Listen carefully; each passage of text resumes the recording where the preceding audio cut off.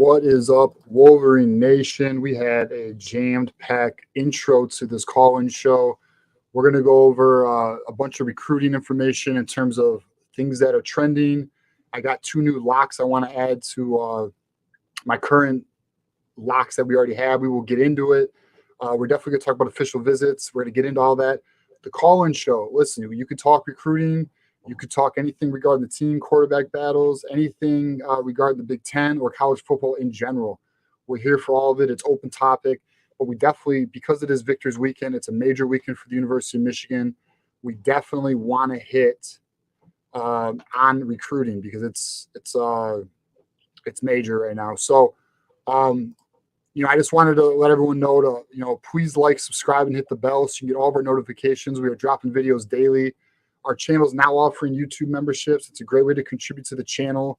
And, shout out to all of our members. We just got a couple more this week. We appreciate all, everyone's contributions and support to the channel. Without you guys, the channel is not what it is. You guys are helping build the community as much as we are. Your effort is appreciated. You can also find us on all your favorite podcast platforms from Spotify, Amazon Music, and Audible. We're also streaming on Twitch. We just launched that this week. If we can get 50 followers, that is our first milestone for Twitch. So if you are on Twitch, please give us a follow.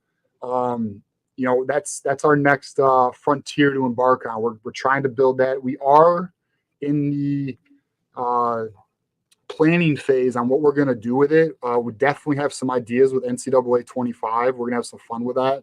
But we will figure that out. And as we get closer to, or when the game releases, maybe we'll be able to leak some stuff or like a few of our ideas, or maybe we can crowdsource some ideas from you guys on what you think we should do with it. And then I just also want to thank our mods for helping us out in all the chats, and just everybody who's been watching the shows and giving us all the kind comments lately. We've gotten compared to Joe Klatt. We've gotten compared to all the top Michigan shows, calling our show arguably the best show in the game right now. And we appreciate everyone's support, encouragement, and kind words. And then next, I'm going to bring in my guest for the night, Faris Khan. What is up, my guy? This is just unbelievable. I mean, we're still in technically spring here, but it's super hot. I'm going to call it summer. This is supposed to be the dog days. We are the number of subscribers that we're growing, the amount of content, the level of interest in our channel is really unprecedented. I want to say that we're very, very close to being 1,000 away from the OSU channel. And I just want everybody to know that you can do something to beat OSU today, and that is to like and subscribe. Please do that. Their channel started way before ours did, so we're catching up to them. We're hunting them down. So looking forward to passing them. I'd like to pass them sometime in the next few months. We'll see how quickly we can get there. My goal is to pass them before the Ohio State game. So that's my target. So we are about 10 away from being within 1,000. We've made a lot of gain, a lot of traction in that. And one of the reasons we're targeting them is because obviously it's Ohio State, and we should have more subscribers than Ohio State. We have the most wins in college football, damn it. So it's just how it should be. We should always be above Ohio State. And then the other channel in our network that is number one is the Miami channel. So after we pass Ohio State, we're setting our sights on Miami. So, if the Miami people are listening, we're on your ass because we're coming for that number one spot. But, so if we can get about 10 more subscribers, we're now within 1,000. We are going to start a Kenneth Grant tracker. For anyone who's familiar with Kenneth Grant and what he did in Penn State, chasing down the running back, we're going to the hope is to create a graphic with Kenneth Grant, and we're going to track our progress in our pursuit of tracking down Ohio State. So we'll have more on that in the coming weeks, but we're definitely coming for Ohio State. And if they know about it, we don't give a shit. We're still coming for Ohio State. But all right, let's get into it, Ferris. We got a major, this weekend is major, bro.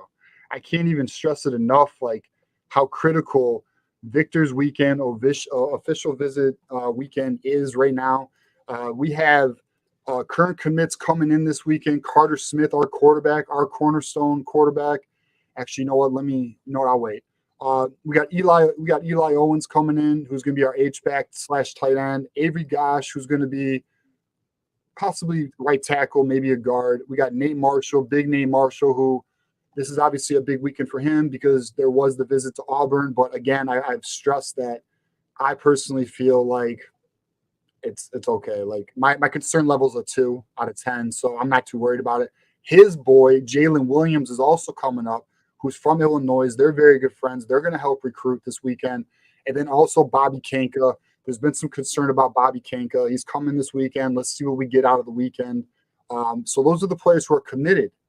Now, these are the players who I either have locked in or I am going to lock in. And the list of players that I have are Andrew Olish, top 100 on 3 player. I have him locked in. He's a top 100 player, tight end out of Pennsylvania. Extremely good player. Like Brady Prescorn was the gem of the tight end class last year. Andrew Olish is on that level and possibly better, which is scary because Brady Prescorn was a dog, bro. Like Andrew Olish is also a dog. Michigan went all in on him. I think they're going to close this weekend. The reason why I'm locking it in is because the intel out of Penn State's official visit was not there was nothing that stuck out. It seemed very bland. It didn't seem like, I don't feel like they took the lead. I feel like we have the lead, and we're about to have them this weekend. I think we're going to close. I locked in Andrew Olish. Okay, let me interrupt you for 1 second. I just want to take a step back and say you had, up till this point, you've had 8 locks. Is that correct? 8 locks. Yes, sir. We're at 8. And out of those 8, you have had 8 commits. There have been all commits. 8 of those have become commits, correct? That's correct. We are batting 1,000 right now. We are batting 1,000. Yep. You feel good about Nate Marshall. I just want to make sure you're feeling good about that. Yeah, very good. Okay, all right. So I just want to kind of like recap here. So when you are making a commit, so far you're batting 1,000. So yeah, if I'm locking a guy in, something, some others might sort of beat us by a few hours or whatever. But do they really? We're batting 1,000, right? So are they beating us by a few hours, or are they just their show happens to be on before ours? Like Ferris. Like I might text, like when Jasper Parker committed. I told you that Sunday. I was like, dude, we're getting Jasper Parker. And then, but we don't have a show till Tuesday. So, and he committed on Monday. So I wasn't able to, it is what it is, So like, and then like with EJ Holland, like, don't get me wrong. I'm not on EJ Holland's level. I'm not even comparing myself to EJ Holland. But what I'm saying is when it came to Tuesday's show, when he threw in his predictions, I was already texting you guys in the AM, you and John. I was like, I'm locking these guys in tonight. So it's not that like sometimes I'm late or I'm behind or I'm following, because I'm not looking to follow anybody. I'm taking the intel that I get from my guys, and I'm also reading the direction of the wind on some of these recruitments, and also like I'm paying attention to what is going on with the other programs, and then I'm making my calls, and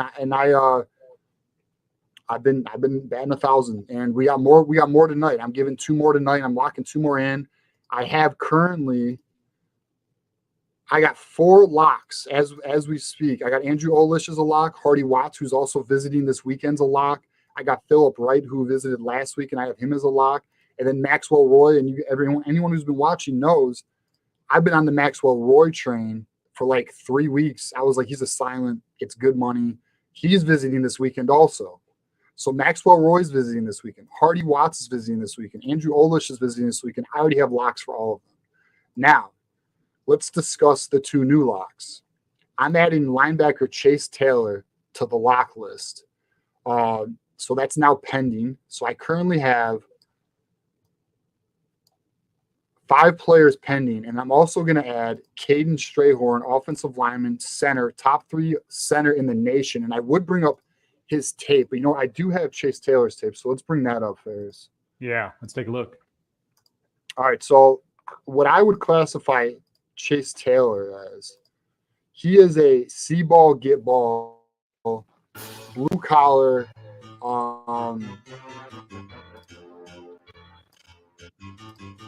will linebacker who's not only good against the run, guys, but you will see his coverage ability. And okay,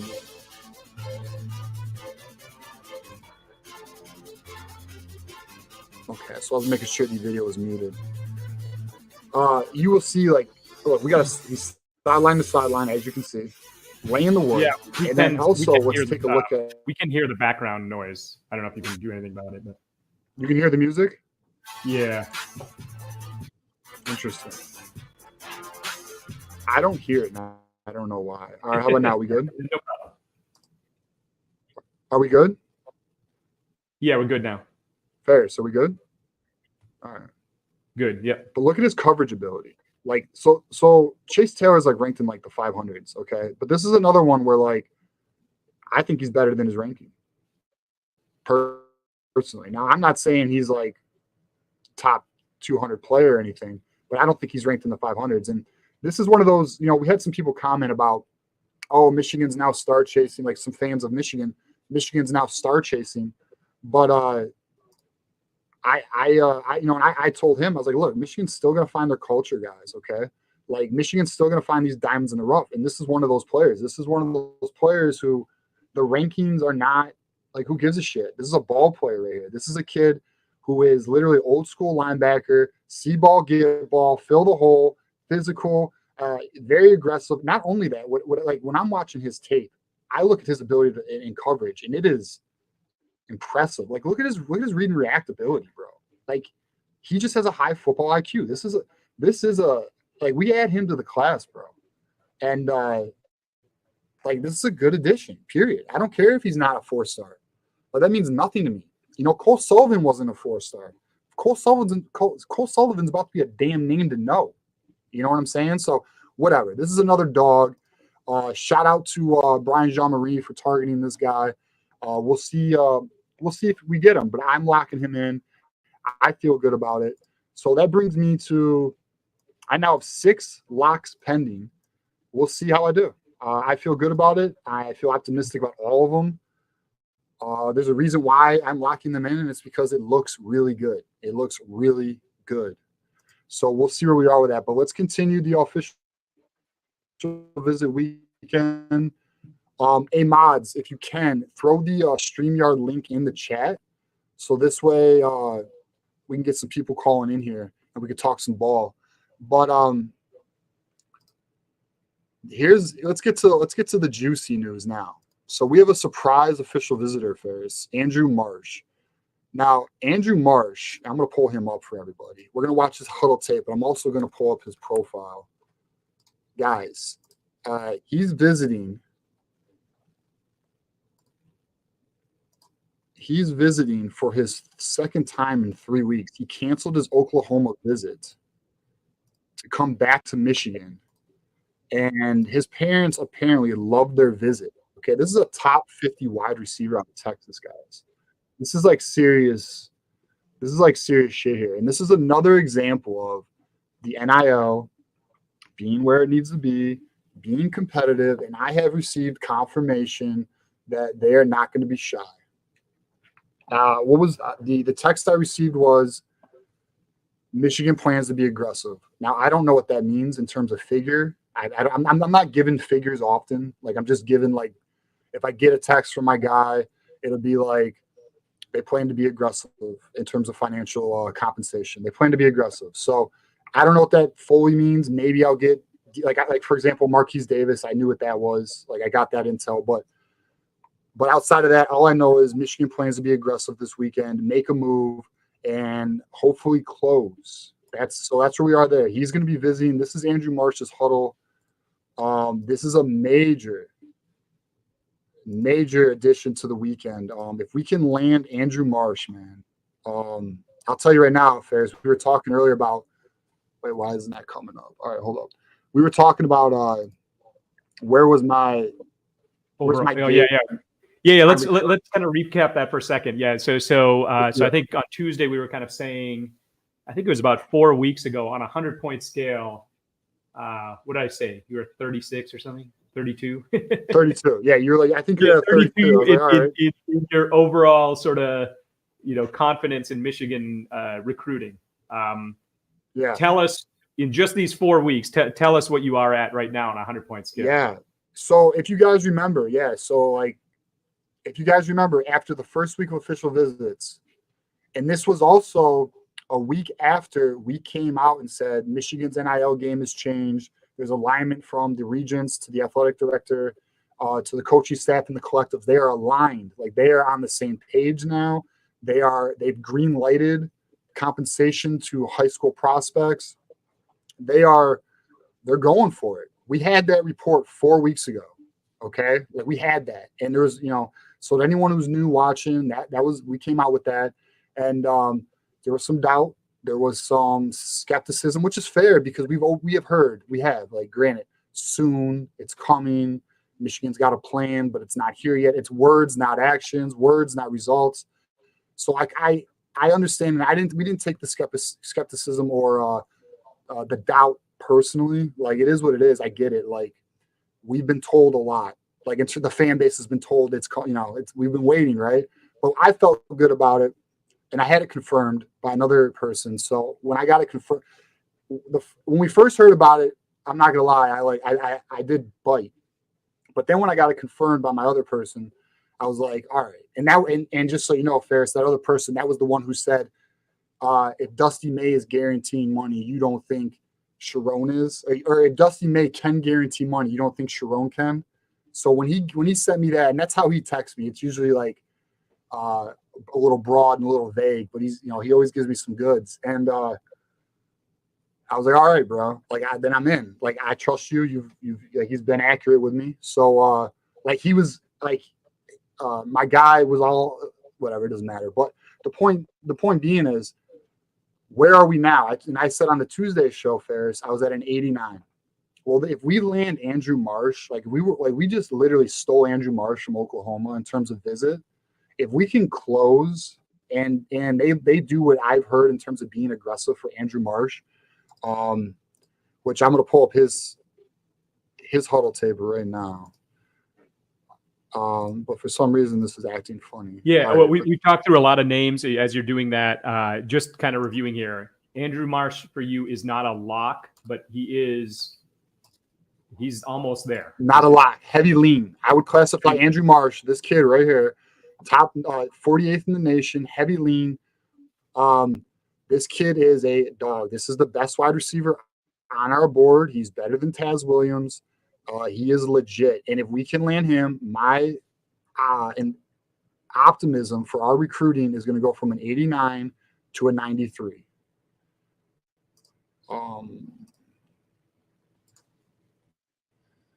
So as you can see, like, he's just a very damn. My StreamYard's kind of messing up right now, Ferris. So if you lose me, bro, you might have to take the ship. I don't know why I'm getting issues. Are you seeing any technical issues on my end, Ferris? Yeah, it's a little choppy in the video. Yeah. Is it? Okay. Yeah, I'm noticing I'm having issues. All right, I'm gonna back out of it. I don't know why I'm having issues. All right, sorry guys. I don't know. I did have a question. So, actually a little yeah, for the most part, you're okay if we're just talking. So you mentioned Taz Williams. Would you put how would you sort of compare the two in terms of probability that they'll be in the fold? Do you think we could get both, one or the other? If March, then not Taz, or what? I'm not gonna say. Could we get both? I don't know. Maybe. I mean, I don't see why not. I mean, well, here's the thing though. So Penn State made a move with Taz last weekend. They did. Now we are in a 2-horse race. It's a Penn State-Michigan battle. Taz Williams is another player this weekend coming. He's the next player we were going to hit on. Taz Williams is the next player coming. Official visit this weekend. So this is their opportunity to close, take the lead. And listen, it is not out of the realm of possibility they land both Taz Williams and Andrew Marsh. But I will say Penn State has made a move. And I don't know if that is why they are deciding to go as aggressively as they are with Andrew Marsh, but maybe it is. I mean, listen, I'll tell you this: the Quincy Porter situation is looking a little fuzzy, and I think that might be why they decided. Here's another example. So I don't know if anyone caught this earlier in the week, and this has nothing to do with this weekend's official visits. But earlier in the week, Michigan got a special visitor, a visitor that I thought Michigan was not going to circle back on, and that was Alex Graham, safety out of IMG Academy in Florida. He's like a top 250 player. He's currently committed to Colorado. There was some things that happened behind the scenes where things fell out between Michigan and him. Some things I won't get into publicly because it's not my place, but some things happened, so it fell out, right? It had to do with, I will say this. It was regarding the Klink scales. It was regarding Klink scale. Now Klink scale's gone. There's a new coach in place, and now it appears Michigan, they just had him on campus on like Tuesday or Wednesday. I don't remember which day it was. So he's now back in the realm of a potential add to the class. And I know he loves Michigan. Like that's known. He grew up in Michigan, and then he went to Florida to play for IMG. So Alex Graham's a player to watch, but that's what I'm saying. And that's the NIL aggression that you're seeing too. I'm telling you guys, like, this isn't happening if NIL is the NIL game is not where it needs to be. Okay. And it is. It is. And not only that, there's more coming this summer, from my understanding, from a fundraising perspective, to get us to where we have what we need come National Signing Day. Because no one's getting, so for anyone who doesn't know, no one gets paid prior to when they sign their letter of intent. So on National Signing Day, they will sign their letter of intent, and then that's when their deals that they make will go in place. But yeah, so then wait here. Let's knock these out, Ferris. Let me knock who else is let's coming keep going. And then we'll take our first caller. So excellent. After Taz Williams is a wide receiver by the name of Jacob Washington. I am close to locking him in. I'm not going to, because I want to see how this weekend turns out. But here's what makes Jacob Washington extremely interesting. Jacob Washington, who I will bring up on the screen, he plays at the same high school as Jasper Parker, who just committed to Michigan. And this is an ex-receiver. So Quincy Porter is now looking good. Who is the next ex-wide receiver to know? That is Jacob Washington. And I would play his huddle tape, but I'm having some technical issues, so we're going to stay away from it. I'll try and figure out why I'm having these issues. I think I need to run an Ethernet cable down here instead of using Wi-Fi. That's probably my next step. But whatever. So Jacob Washington's a player to know. He's going to be here this weekend. I am close as heck to locking him in. I do feel good about it. I actually think he will be in the class, but I'm not going to just lock people in to just, like, I'm not trying to be a trendsetter. I'm just trying to bring accuracy to this recruiting thing for everybody. Like, I don't want to, I don't need to be calling shots. I mean, I will from time to time, but like, I really do want to just hear the intel that comes out of the weekend, and then we'll go from there. Tuesday show, I'll have an update for everybody. But yeah, so Jacob Washington, he's also visiting. And then the next group of players, I would say, is work to do. And we'll start with Ivan Taylor, safety from Notre Dame. The reason why this is interesting is because Notre Dame has a no-visit policy, and he's visiting. Okay, so he's a top 100 safety, extremely good player. I believe it's between us, Alabama, and Notre Dame. Obviously, he's committed to Notre Dame. So really, it's between, like, can Alabama or us pull him? We'll see. We'll see how it goes. Another player coming, which is an extremely important player, is Nathaniel Owasu Boateng. He's a top 100 linebacker, extremely good player. But the issue is, I think we're like top 3. I don't think we are. I'm going to look and see who do I have ahead of us. Give me a percentage of that one. I'm not giving you a percentage on that because it's his brother went to Notre Dame. That's why his brother went to Notre Dame and had a good career. I'm just not even doing it. So we'll see. We'll see if we can pull it. We'll see how it goes. And then Kamari Archie, or Kamar Archie. I'm sorry, top 300 linebacker. Believe it or not, it's a Clemson, and this next team's hilarious. Ferris, it's Rutgers. So apparently Rutgers has made a move with them. Clemson and us. So it's a three-way battle there. Work to do. We could make a move this weekend though. So out of everyone I've mentioned so far, Kamar Archie is the one I feel best about. And then the last player I'll hit on is Jordan Young, top 100 safety. There hasn't been a lot of smoke here. I don't know. I would say this is probably the one I don't feel very good about it. But again, this is official visit season. Michigan's NIL game is up. And official visit season is funny because all it takes is one visit and it can change everything. A total 180. So, and then the last thing I'm going to say on this, guys, is I believe Michigan is going to get about 5 or more commits out of this weekend. And that doesn't mean they're going to commit this weekend. What I'm saying is in the next couple weeks, I could see about 5 of these guys committing to Michigan. And then it's obvious because like I literally have, you know what? I'm going to say 6 because I have 5 locks, and I feel like we're going to land Jacob Washington or Andrew Marsh or Taz. Like we're going to get one. We might get 2 of them. 2 of those 3 we're going to get probably. So I'm going to say 6 or more out of this weekend. I'm going to call that. But I do have, as I mentioned, I got my 6 locks that are pending. We'll see how it goes. We'll see where my batting average goes. Hey, if I hit them all, I hit them all. But we'll figure it out. So let's take Ferris. Anything on that before we take our first caller? Yeah, we can talk later, but let's save the thought of how much does Aaron Dunston add to this equation. But we'll save that thought. No, we can hit it. Let's hit it. She matters because she's going to be playing a hand in on-campus recruiting. She comes from Ohio State. We already see the impact of Aaron Dunston.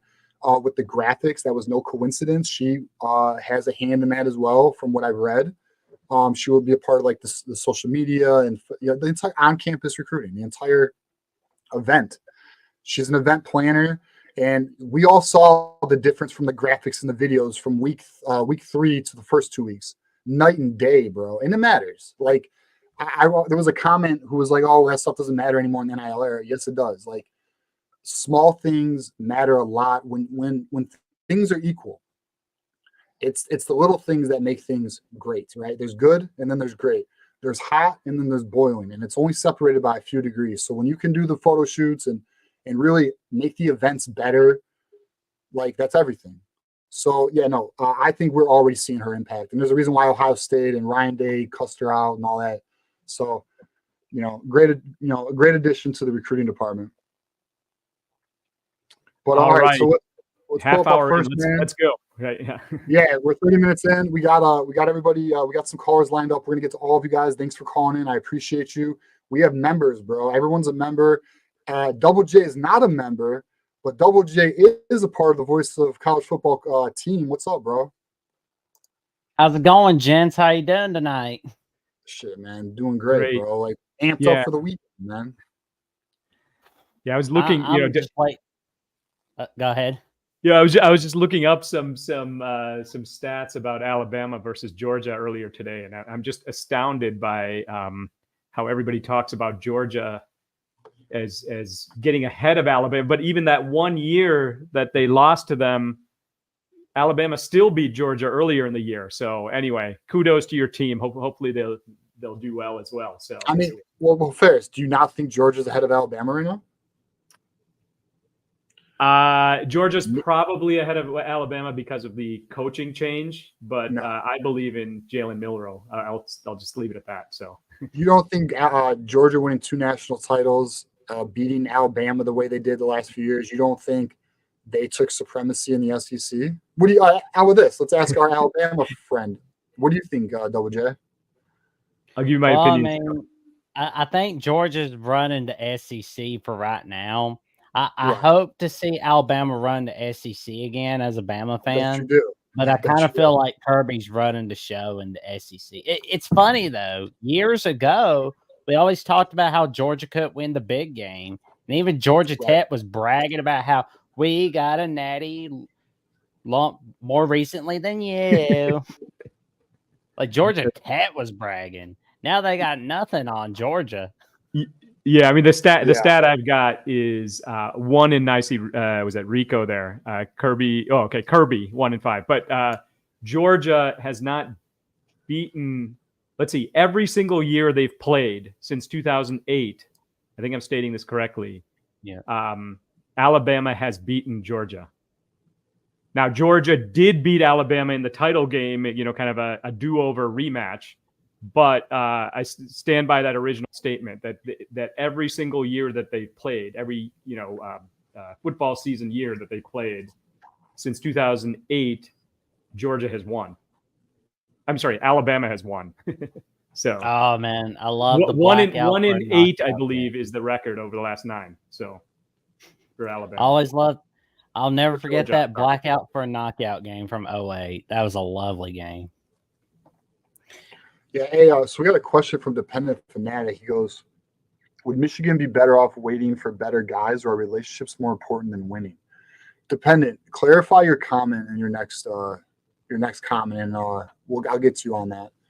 But because I don't know what you mean by like who should we wait for? Like, do you mean like the recruits? Like, I mean, I feel like who Michigan's looking to land this weekend are all elite players for the most part. I mean, Chase Taylor wouldn't be classified as elite because of his ranking, but listen, Michigan doesn't care about rankings. They care about tape and players and football mindset, right? And character. So if that's what you're going with that question, just clarify your question. I'll hit it when you shoot another one.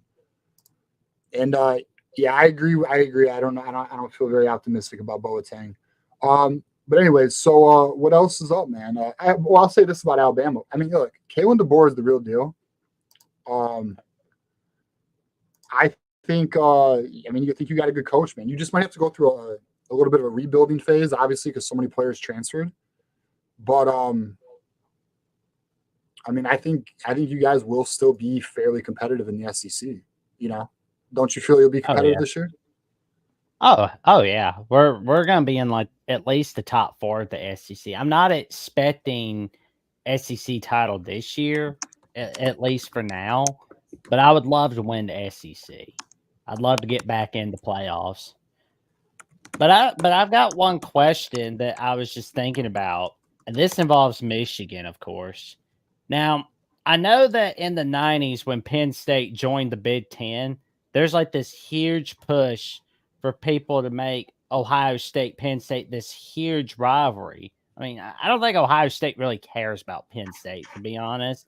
Penn State cares a little bit more because, Penn State doesn't have their rival Pittsburgh, but they just gotta have somebody to hate. Ohio State's got Michigan. I feel like some people are trying to make Michigan USC the same thing, but Michigan's got their rivals and USC has their rivals. I mean, it's just some of the fans squawking at one another because we've seen some of that here on The Voice College Football. Right. But I think all right. So I think it's an interesting point because here's the thing. And I think a lot of Michigan fans will agree with us. Michigan State, to us, obviously, I would say it's a bigger rivalry than Ohio State, Penn State. But the reality is this. The rivalry that matters is Michigan-Ohio State. And Ferris, I'd like to get your take on this after I say this. But, there's Michigan and Ohio State. It's the best rivalry in sports, man. Like, it's so hard to even put it on, it's so hard to even put it on a similar level. Even Michigan State is not that level. But Michigan State is a rivalry because it's interstate, right? And they are a little brother. And but Michigan State wants it to be bigger than to us. It's more fun, and obviously we want to beat them because they're annoying, right? They are. But Ohio State's the one our eyes are on, and then the same thing for Ohio State. Their eyes are on us. Penn State's just the team that you have to be aware of because they are good, but they can never seem to win the big game. They are a blue blood. They are an elite program, overall in college football. They just haven't been able to win the big games lately. And then to your point about USC, I actually think we will be building a rivalry with USC. I think that's about to be – I really think that's going to grow. I really do. I think USC, because we're playing them this year. Do we play them next year too, Ferris? I'll have to check the schedule No. on that. Yeah. No, I Ohio should have State checked already, and but USC yeah. each other. Yeah. Well, anyways, regardless, I really think that's gonna. I mean, and I think Oregon, Ohio State are gonna really build a rivalry. To be honest with you, it just seems like these teams are like, we got USC, they're gonna get Oregon, and obviously Oregon and USC are beefing. So, I mean, at the end of the day, though, these matchups, these new powers in the Big Ten, it's just great for all of us. For sure. It's going to be fun seeing Michigan USC in week 4. And it's most certainly going to be fun watching Ohio State Oregon this year at Autzen Stadium. Kind of feel like Oregon will beat Ohio State because, I mean, nobody's beating Oregon at Autzen Stadium. What do you mean nobody? You only nobody's going to do it? Did Washington do it? No. They didn't? That was at Washington. Well, okay. Washington did. That's right. They did. Yeah, all right. Come on. That was it. What did we do to Washington? Besides, what did we do to Washington? Nobody. But dude, Oregon is not like, all right, we have to be mindful. And like, this is why it's nice having you on, because you're an Alabama fan with SEC perspective. But you're also a college football fanatic, dude. Like, you know, like I call you the college football encyclopedia. So like, but dude, like, Oregon has not had the level of competition they're about to have. Like, dude, they're going against UCLA. They're going against Arizona State, Arizona, Oregon. Oregon State was obviously better. Washington State is, you know, they're a tricky team, but like they don't have the trench play. Like these are different styles of game. Like, yeah, there is Utah. Respect Utah. Washington's been respectable, and USC is respectable, but they have no defense. You know what I mean? So like, and what is Cal and Stanford? Like these are not concerns, you know. So I think I'm telling you, I think they're going to come into this conference and they're going to take some hits in the mouth, man. I don't think they're ready for this physical play. Like I think Oregon and USC are going to get a little reality check this year. If anyone's going to survive at the best, it's Oregon. You know, Washington's going to get I think Washington's going to get smacked, let alone USC. Here, a couple things. Going back to the rivalry question, if you ask MSU fans who their biggest rival is, it's Michigan. If you ask OSU fans who their biggest rival is, it's Michigan. Right. So it's this three-way kind of thing, and you know, I call some OSU/MSU fans that are against Michigan. You know, I call them Spart eyes, and because they kind of combine. You know, sometimes it depends on the sport. You know, OSU fans will root for Michigan State in basketball to beat Michigan, you know, when both teams are good. And MSU fans, they'll get crushed by OSU, but they will root for OSU to beat Michigan in the game as well. So that's that dynamic. You know, both teams hate us. If we were to choose one, it would be Ohio State. But the other game does matter to Michigan. You know, what Jim Harbaugh used to say is, you know, there's a goal of beating Michigan State. There's a goal of beating Ohio State.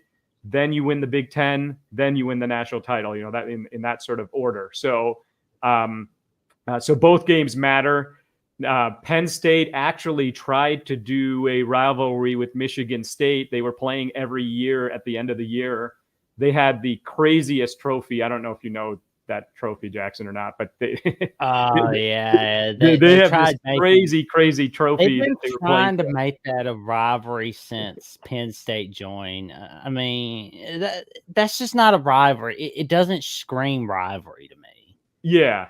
It was a kind of a land grant, kind of whatever. Yeah. Michigan State and Penn State were good, you know, at the same time for a while. So it was a pretty big game for a while.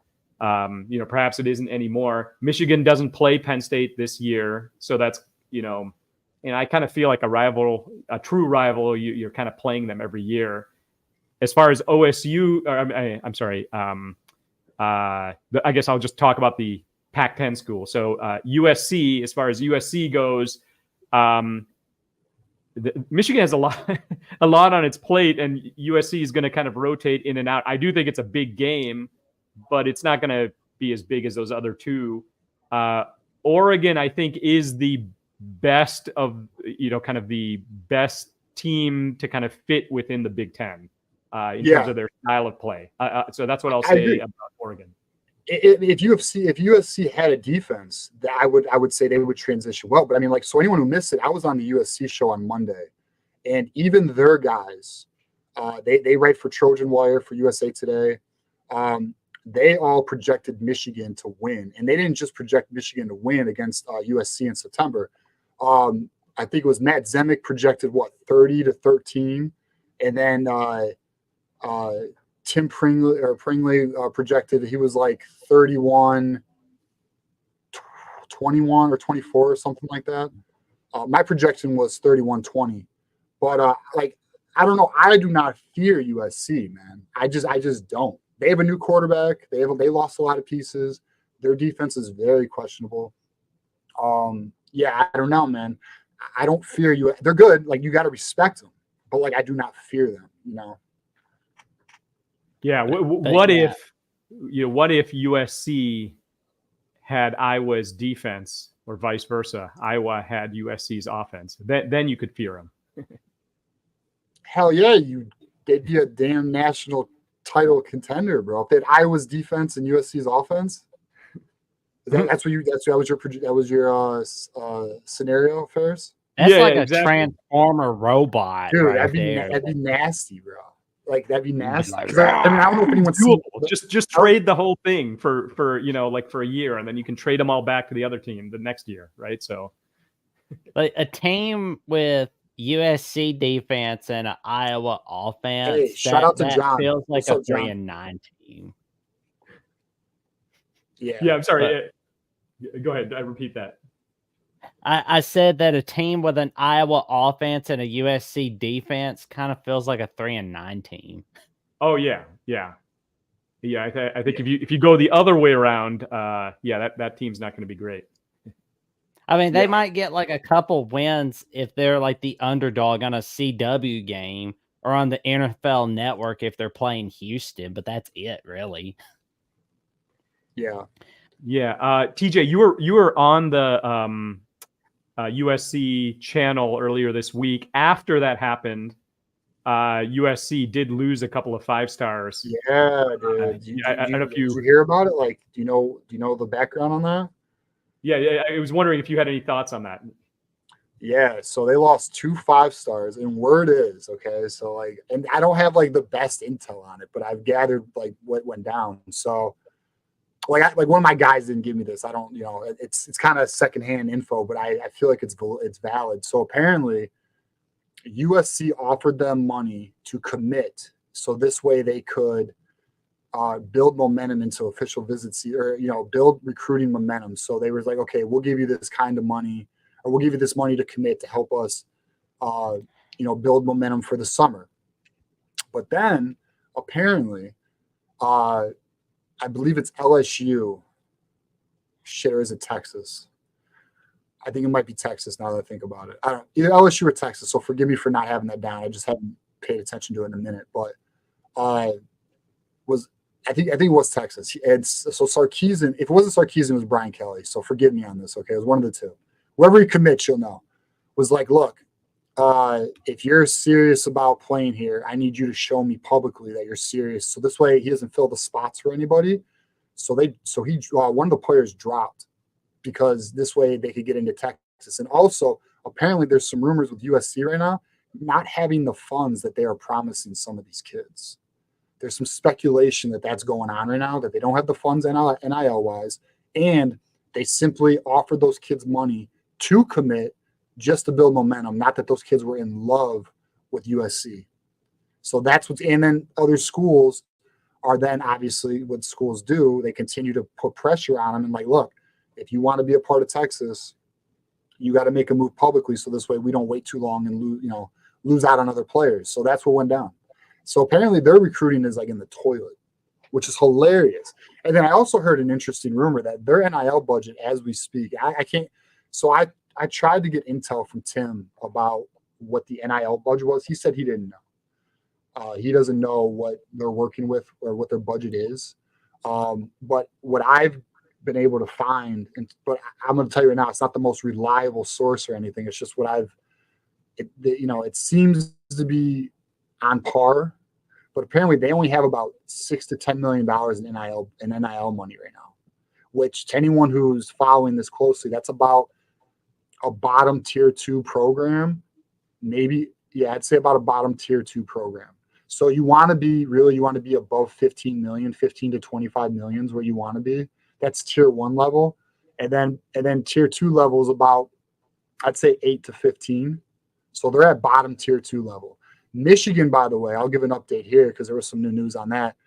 As we've mentioned, they were at 11.5. That was the last number I had confirmed to me, which was like about 4 weeks ago. Their plan is to have 4 million added by signing day. And what Sharon wants to do is have 4 million per class going forward. That's not including revenue share. So that's not. So now when I heard that information, Ferris, we had that interview with that booster. So next Wednesday, actually, I'm going to chill out. Next week, we're going to drop the interview with the booster that we had. We did an interview with a booster. Very interesting interview, very good interview, very interesting individual. But we were discussing NIL and how they're going to disperse the revenue share. And I think she's right. I think here, let me pull this up. But I think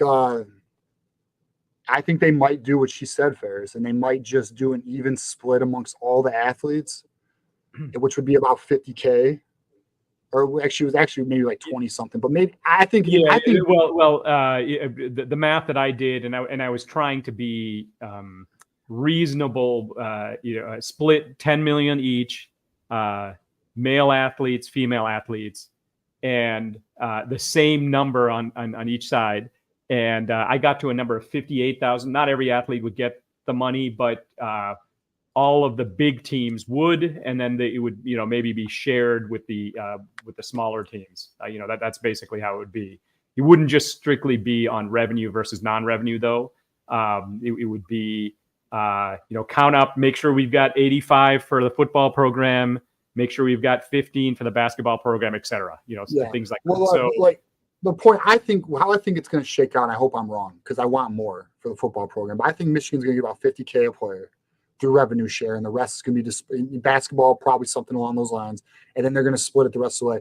Because I have been Jared Wagner, for example, has been quoted as saying they are still going to have to donate. They're still going to have to go after their donors and build the collective, even with revenue sharing, to make sure Jared Wagner has said they want to be one of the top collectives in the entire space. And of course, you're going to those are goals.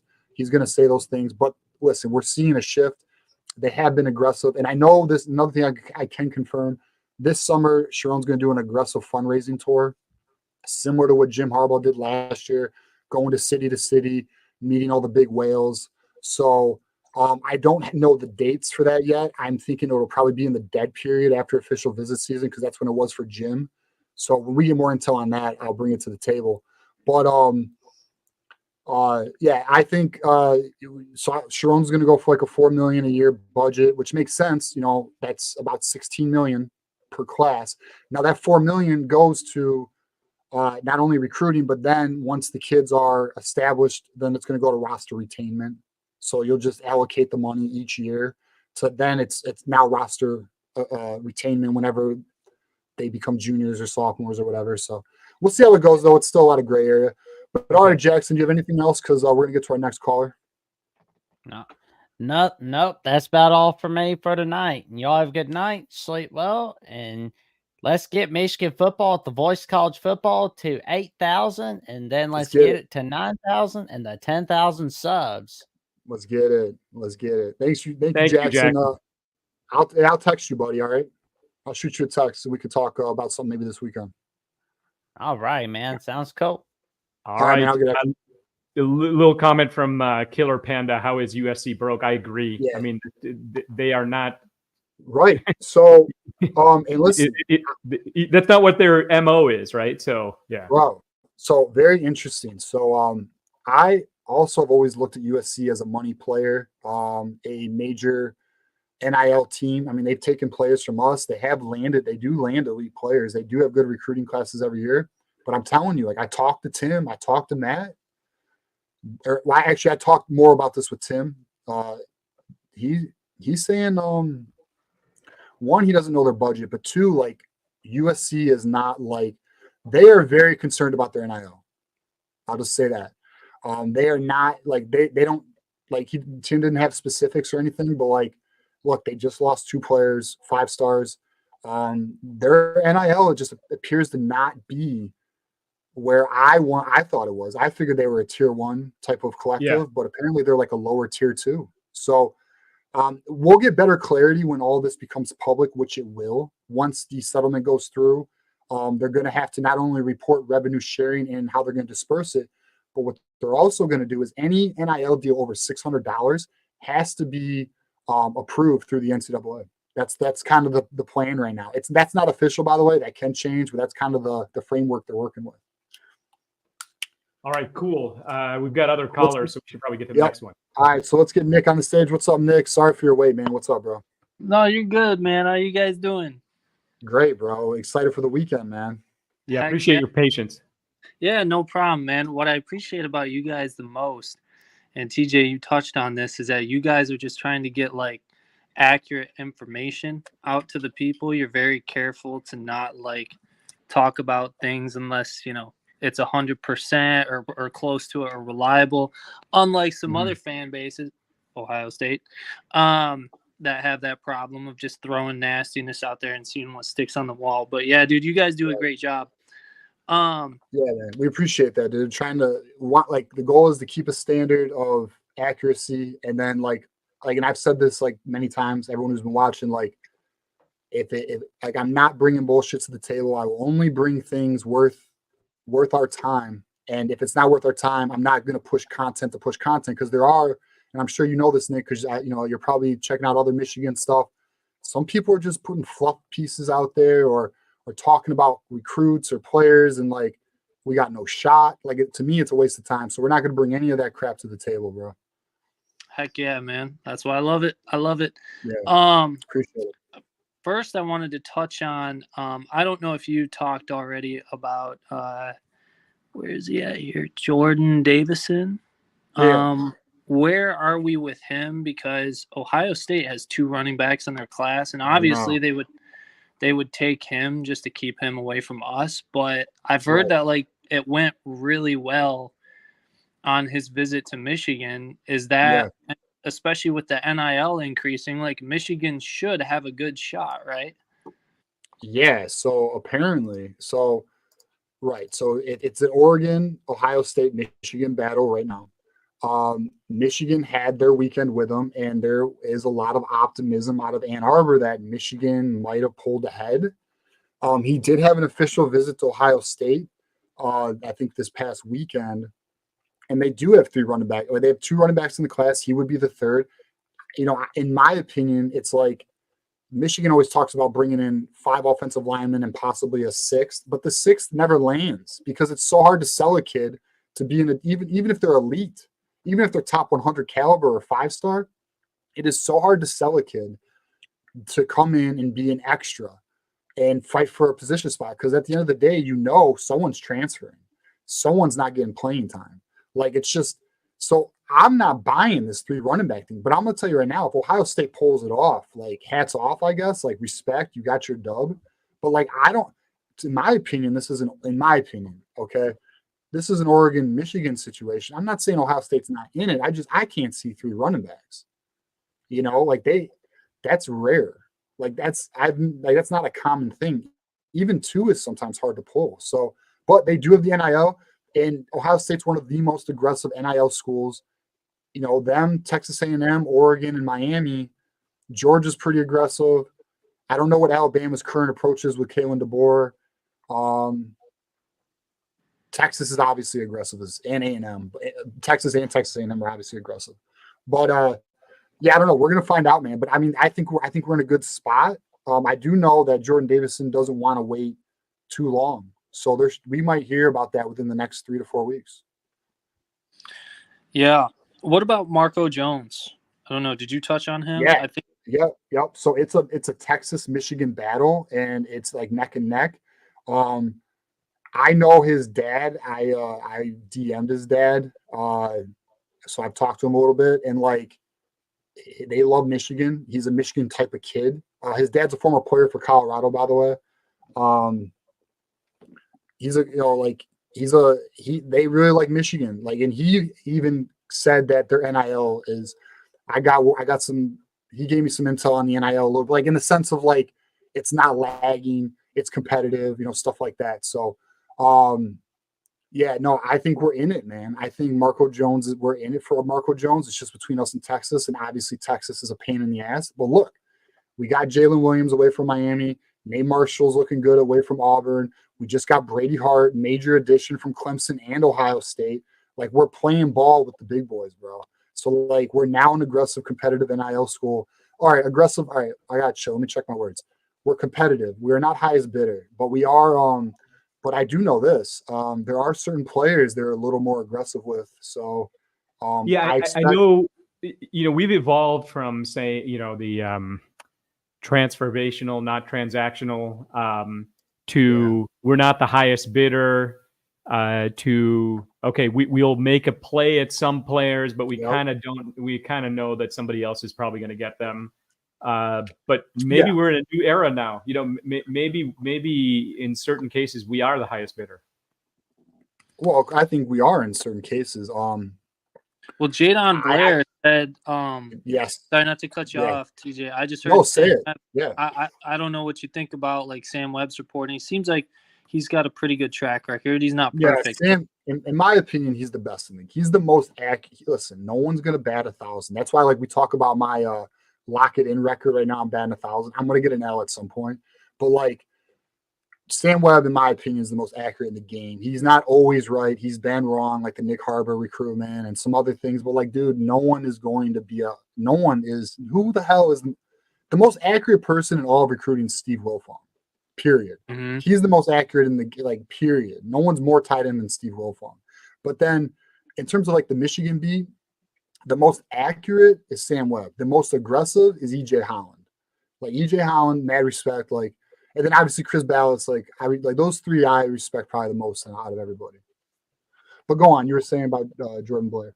I was just saying that Jordan Blair's family apparently told Sam Webb like Michigan's not behind at all in NIL, which is pretty interesting because Jadon Blair hit the schools involved in his commitment. The main one's Notre Dame, and we know that they have a pretty solid NIL push.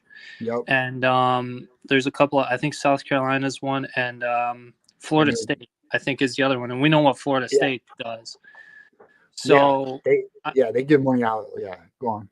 So yeah, I mean, if you're not far behind or not behind at those schools at all, I mean, that's great. Another interesting player, I was listening to Sam Webb earlier today, and I agree. Shamari Earls. Sounds like it's going to come down between him and Georgia, and an interest, or us and Georgia. And an interesting thing, I guess that's a big part of his recruitment, is he wants to be needed. Like, he wants to see, obviously, a clear path to playing time. But it sounds like Michigan's really gotten in the race because they've sold him on that Will Johnson role. So, and without Will Johnson, like, they have Jair Hill, but they don't have that top tier freak, like, first round talent at corner on the roster besides Will Johnson, in my opinion, right now. You're right. Well, so possibly Josiah Edmond. Josiah Edmond's I'm really high on Jair Hill. And Jair Hill he could, but we got to see him develop. We got to see him on the field. But Josiah Edmond and Jair Hill are, I would say, high end corners. But I agree with you. You're not wrong in what you're saying. Yeah, Shamari Earls is just different. He's one of those athletes that's just different. Like, you just can't. I mean, he's just a freak. Elite. So, and like, I'm pretty sure Georgia's loaded at corner. Like, they have like 6 top 100 corners on their roster. Unless they're gonna blow Michigan out of the water with NIL, I don't. And why would they? They don't need to for a guy like that. So, I think when it comes down to it, I think Michigan's going to get him, unless, like, when he visits Georgia, there's just something, You know, sometimes that happens on visits, like where a guy just goes there and it's like something, he just can't get over it. And then he's like, yo, I'm going here. I don't care about competition, or like, this is where I want to be. So unless that happens, I think he's going to end up at Michigan. But the thing that I picked up on or raised my antennas a bit was you talking about Andrew Marsh. Yeah. That's crazy to me because I thought they were dead when it came to him. Like that is, Good. I was always super high on him. That's like, an indicator that shit's changed, bro. Yeah, like if they could get him, dude, like holy cow, that would be sick. I'd be super excited. But the other thing too is like, so like Jordan Davison, I really like him. Like his highlights are really good. The only thing though is like, to be honest, I don't know how Shakai Mills-Knight, if that's how you pronounce his name. Yeah, you're good. I don't know how he's a 3-star. The only thing, I like Jordan Davison. I would like to get him, but I don't want Michigan to like get him and potentially lose Shakai. Because like Shakai, to me on tape, like he pops. Like that dude is physical. Like yeah. I was gonna say I'm all in on Shakai Mills-Knight. He's my draft crush. After Marquise Davis did, like when Marquise Davis broke my heart, I found a new girl, and it's even though it ain't a girl, but I found my new prospect, and it's Shakai Mills-Knight, bro. Like I am upset. I'm not obsessed, but like this is if we land him, bro. If we can get Andrew Marsh and we can land him, I'm going to a 95. Like, and that we're creeping to 100, man. If they just keep going, but yeah, no, this is a prime example, Nick, of a prospect's ranking who has not met the player. Like he is a top 150, possibly a top 100 player. I don't care about this. Is why like anyone who's just getting into recruiting, anyone following recruiting, rankings don't mean squat. Please watch the tape. Do your own analysis, man. Like there's so many times where like I'm like, and not only that, like 247's ranking system is flawed in the sense that they are ranking players based on NFL potential, not college potential, which I think is dumb. And but like he would be an NFL style back, so I don't understand like why they're lagging on this. Like he's 6'1", 217, like he's a monster, dude. Yeah, the only thing I can think of is that there's some of those guys, they haven't really scouted him, like seen him much in person. It seems like randomly 247, like some of the guys they send to go to certain camps, like there's a lot of guys they miss on, and I think they're pretty picky, like kind of like randomly. Like I think like subjective individual bias, unfortunately, really plays into like what their rankings ultimately become on a player. But yeah, they're wrong all the time. But yeah, like I said, I mean, I think Shakai I think he's a 5-star level talent. I easily think he's a top 100 talent. Like I said, Jordan Davison is very, very quick, but like Shakai, man, his willingness and like seeking contact, just constantly dragging dudes, breaking 2-3 tackles all the time, and he's got the speed too. Like he's that type of back that like I don't know, like I can't see any obvious weakness with him. Like he's a complete back. You don't need to take a second running back with him in the class. Well, I mean, Jasper Parker's in the class, so we got Jasper Parker. I like Jasper Parker. It's just with a Jasper Parker, you want a Jordan Davison or a Shakai Mills-Knight. Yeah. I agree. I want Shakai Mills-Knight. That is who I want. But I'm going to tell you this, bro. If Jordan Davison says he wants to commit, you're going to take it because you don't know. You don't want to like get to a point where, and like Moose, we were talking about Tatum, who went to Oklahoma. Dylan Tatum. Last year, what was his name? I think his last name was Tatum, right? Fucking, he went to Oklahoma. Yeah, I remember him. Okay, me and Moose were talking about it because of Tim Prangley. Him and Tim Prangley got into it over it. But anyways, because it was a Michigan USC Oklahoma battle. Look, people got upset that we took Micah Kapana when Tatum was still an option. But what happened was they didn't want to wait and lose Micah Kapana. So the same thing is going to happen with Jordan Davison or Shakai Mills-Knight. whoever wants it's going to get that spot. Okay, so Tatum still was in Taylor Tatum, yeah. So right here, Taylor Tatum was still very interested in Michigan. Actually, EJ Howland just met him out in Texas, and he was wearing like all Michigan gear at his baseball game and everything. And we took Micah Capano like a week or two later, and but it just comes down to this: like there comes a point where you don't want to lose guys, because if you wait too long, you know how these kids are, man. They're like girls. It's like dating. You know, they're gonna tag you along, they're gonna pull you around, and then they're gonna find someone else. Like, well, they're like 17. You know what I mean? Like, yeah, I if mean, they're not we were commit, all like that at 16. Yeah, you got to keep it moving, dude. You got to keep it moving and save it. And like, look, we ended up with Jordan Marshall, Michael Capano, so it worked out. So we'll see where it goes. But yeah, I don't know. But any last thoughts, Nick, before we move on to our next caller? Yeah, last one. And then I'll just mention this, and you guys can just continue to address it. The Derek Meadows, it kind of sounds like we're not really like seriously being considered, but if Michigan's going to be throwing around the bag, man, I know he's a wide receiver, but you look at his size, and I think Michigan, maybe they've tried to do this, but I don't know why they don't try to throw out the Colston Loveland deep threat. Because even though Colston Loveland plays at tight end, he's really kind of a hybrid. Like, if you think about it from a wide receiver skill set as well.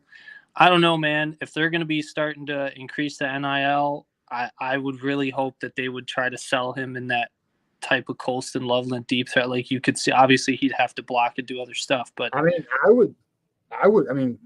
Colston Loveland's a tight end. I would just be like, look, man, you can be the, really, you could be the Nico Collins we didn't get to see. I mean, like, yeah, Derek Meadows, like, so Micah Capano, friend of the show, he was telling us that he was working really hard on Meadows and, the Bishop Gorman offensive lineman. I'll tell you what, with the Andrew Marsh trends and some of the trends of some of these other players like Alex Graham, I'm not going to say we're out of the Derek Meadows situation, but I will say there's some interest. There just doesn't appear to be a lot of smoke right now. But to me, all right, I'll tell you. Here's the wide receiver class. I'll hit you with this, Nick, and then I'll take our next caller. But Jacob Washington, X receiver. Andrew Marsh, who's going to be the Z, and then Taz Williams. If we can land Taz Williams, Jacob Washington, and Andrew Marsh, okay, that is a elite wide receiver haul. Loaded. That's elite. So we'll see if we can do it. I feel good about Jacob Washington. Out of the three, I feel the best out of Jacob Washington. But the Andrew Marsh recent coming for his second visit in 3 weeks with his family on Victor's weekend, because I'm going to tell you guys, they're going to close this weekend. Stay tuned to social media. Also, anything crazy breaking, we may have to go live, Ferris. But if Andrew Marsh commits, we're going live. I'll call that right now. I'll do it solo if I have to. But yeah, we'll see if that happens. I'm not betting anything on it. I'm just saying if it happens, we'll be there. But yeah, man, like we're in a good position for wide receiver. So I'm optimistic. Ron Bellamy, we were gonna have a segment on him, but we may have to change our tune, Ferris. We may have to take a different approach. Yeah, your index on Ron Bellamy has changed as well. Dude, I know John wants to crush Ron Bellamy, and I kind of want to hear it. Yeah, well, he did. It was actually his idea to do the topic. So, like, we'll see, though. But we'll see how the weekend goes, man. It should be good. Honestly, guys, pay attention to your social media. If you're not following me, give me a follow at TJ_Ronan. I'm hitting on recruiting all the time on there. So, like, I'll put out emojis. If you can catch my cryptic nature, you'll get what I'm going with. And yeah, man. So that's where I'm at. So follow me at TJ_Ronan on X. I'll be dropping little things all weekend if I hear anything. How do you spell your last name? RONIN. Okay, sweet. That's what I thought. Just making sure. But yeah, last statement. Then I'll hop off. Book it June 20th, 2024. 2025 class, we're going to finish top 15. 2026 class is going to be top 5. Book it. All right, bro. You're not getting off yet. All right, here's the deal. 26th class, I know for a fact they're going to swing for the fences. They want a top 5 class. That has been confirmed to me. They're going for it with Brady Hart. That's why they got Brady Hart in early. so they could build momentum like they did with JJ. And then I'm going to tell you, dude, so me and Ferris were talking about this before the show, and actually Ferris is going to have an episode on this on Monday on Smash the Numbers, where he's going to look at the recruiting class and what it's going to take to get into top 15, top 10, whatever. And I'm going to tell you right now, I was playing with the class calculator, and if we get the players that I am projecting, we are going to be top 12. Okay. If we get Andrew Marsh, which I don't have in my calculations right now, we are going to be 9th. Ooh. So yeah, they're boom. It's booming, bro. Like they have really picked it up. And I told everybody, I know I was a little down 3 weeks ago, but I told everybody we got to be patient. We got to let official visit season play out. We got to be in observation mode, and they're doing it, bro. So like, again, hats off to Michigan. And like the best thing about it is with this aggressive approach, guys, regression shouldn't happen. We are going to maintain our supremacy in the Big Ten and keep competing for college football playoffs. And that's all we can ask for. Yeah, man. But all right, Nick. Yep, I appreciate it, guys. Have a good night, man. Hey, call in. Thanks for calling in, man. I don't think I've chatted with you. Yeah, thanks for calling in. Thanks for your support. Yeah, no problem, guys. Have a good night. All right, man. Have a good one. Peace. All right, man. Let's pull up B-Dub, bro. What is up, my guy? Hey, Smash, guys. What's up? Hey, Smash, and I have the hat, but it's downstairs. I got to go run and get it. But I've got the same hat as you. Hey, let me give a shout out to Darbo, first time watcher. Hey, like and subscribe to the show, man. Join us. We got content daily. We're bringing the heat, and we appreciate you doing the show, man. Thank you. Exactly.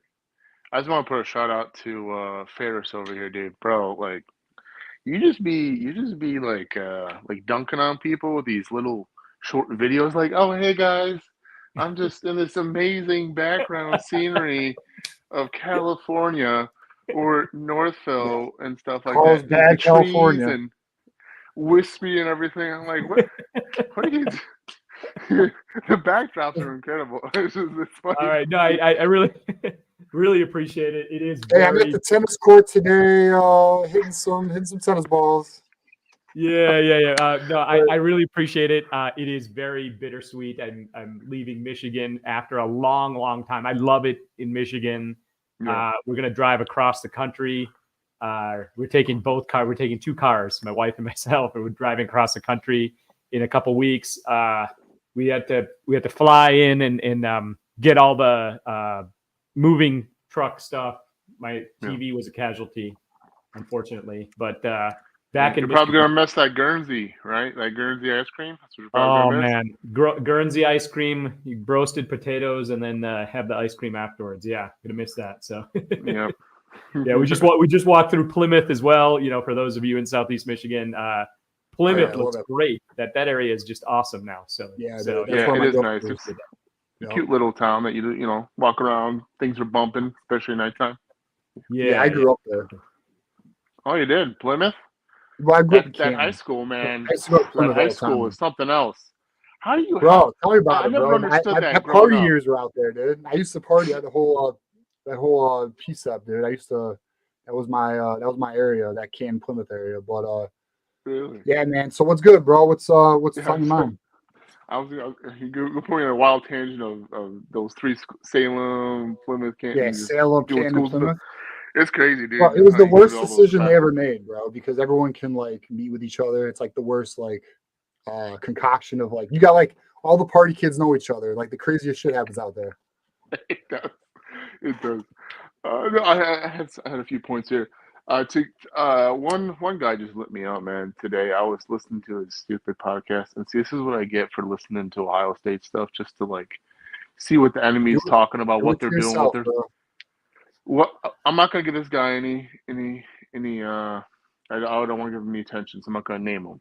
There's a guy out there who's got a little bit of a platform, and he was just because he was interviewing a guy about Oregon.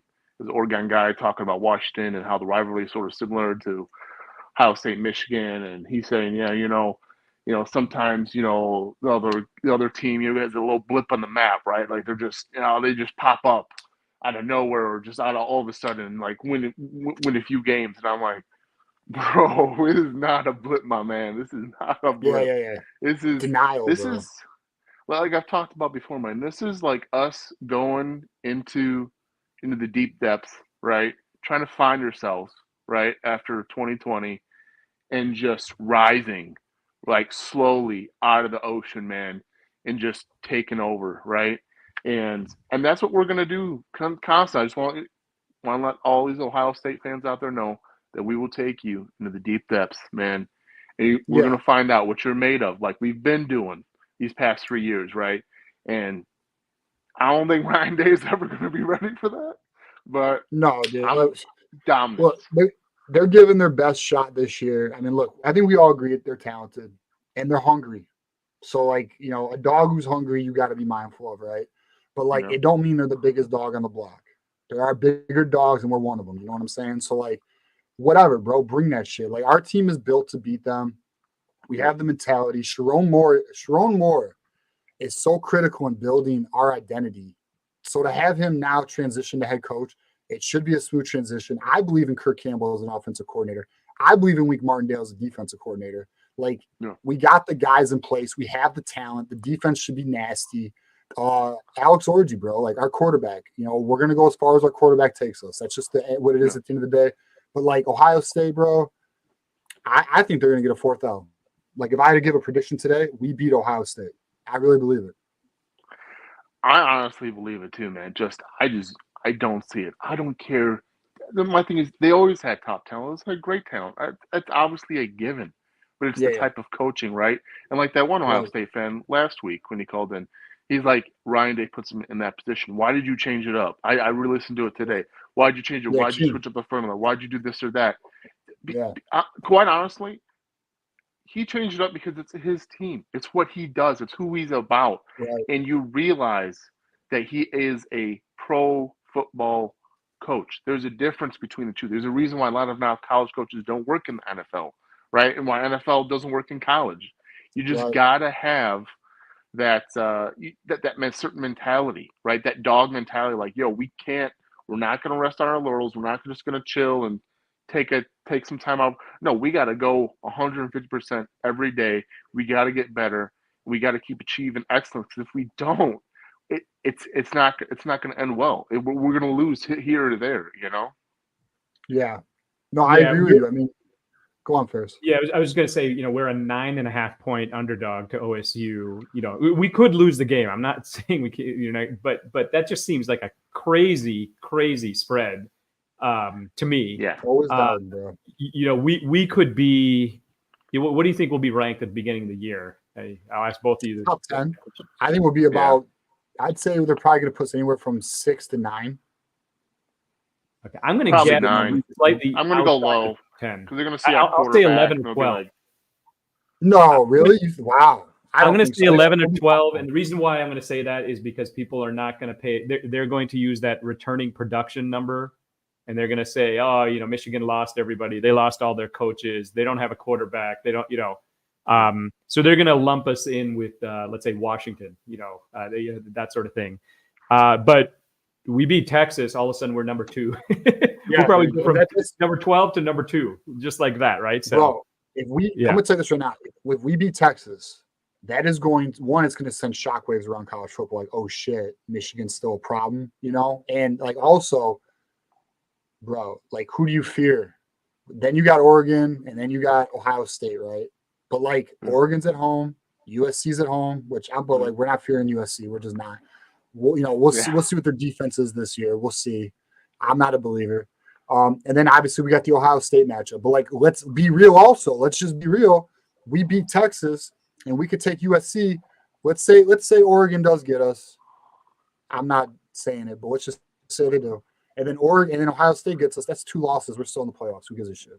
You know what I mean? At the end of the day, it's the playoffs, you know? I think, quite honestly, just to sort of piggyback off it, I think that this is a season that, sadly, I think for Sharon Moore, it's going to be a very big coaching challenge throughout the entire year to try to either come back from a loss, right, or keep it going. You know, you hope to snowball, right? You hope, like, okay, if we can get the Texas win, oh, boom, the guys probably got some confidence, right? The team's got some confidence. Like, yo, new coach, like, half staff, came, whole new half of staff came in.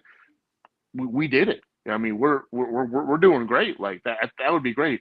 But if we lose, I think that's also the defining moment for our team as well as Oregon. But I think from a coaching perspective, it's going to be a huge defining moment to see how we respond, especially going into USC, right? Which I think is like week 4 or something like that.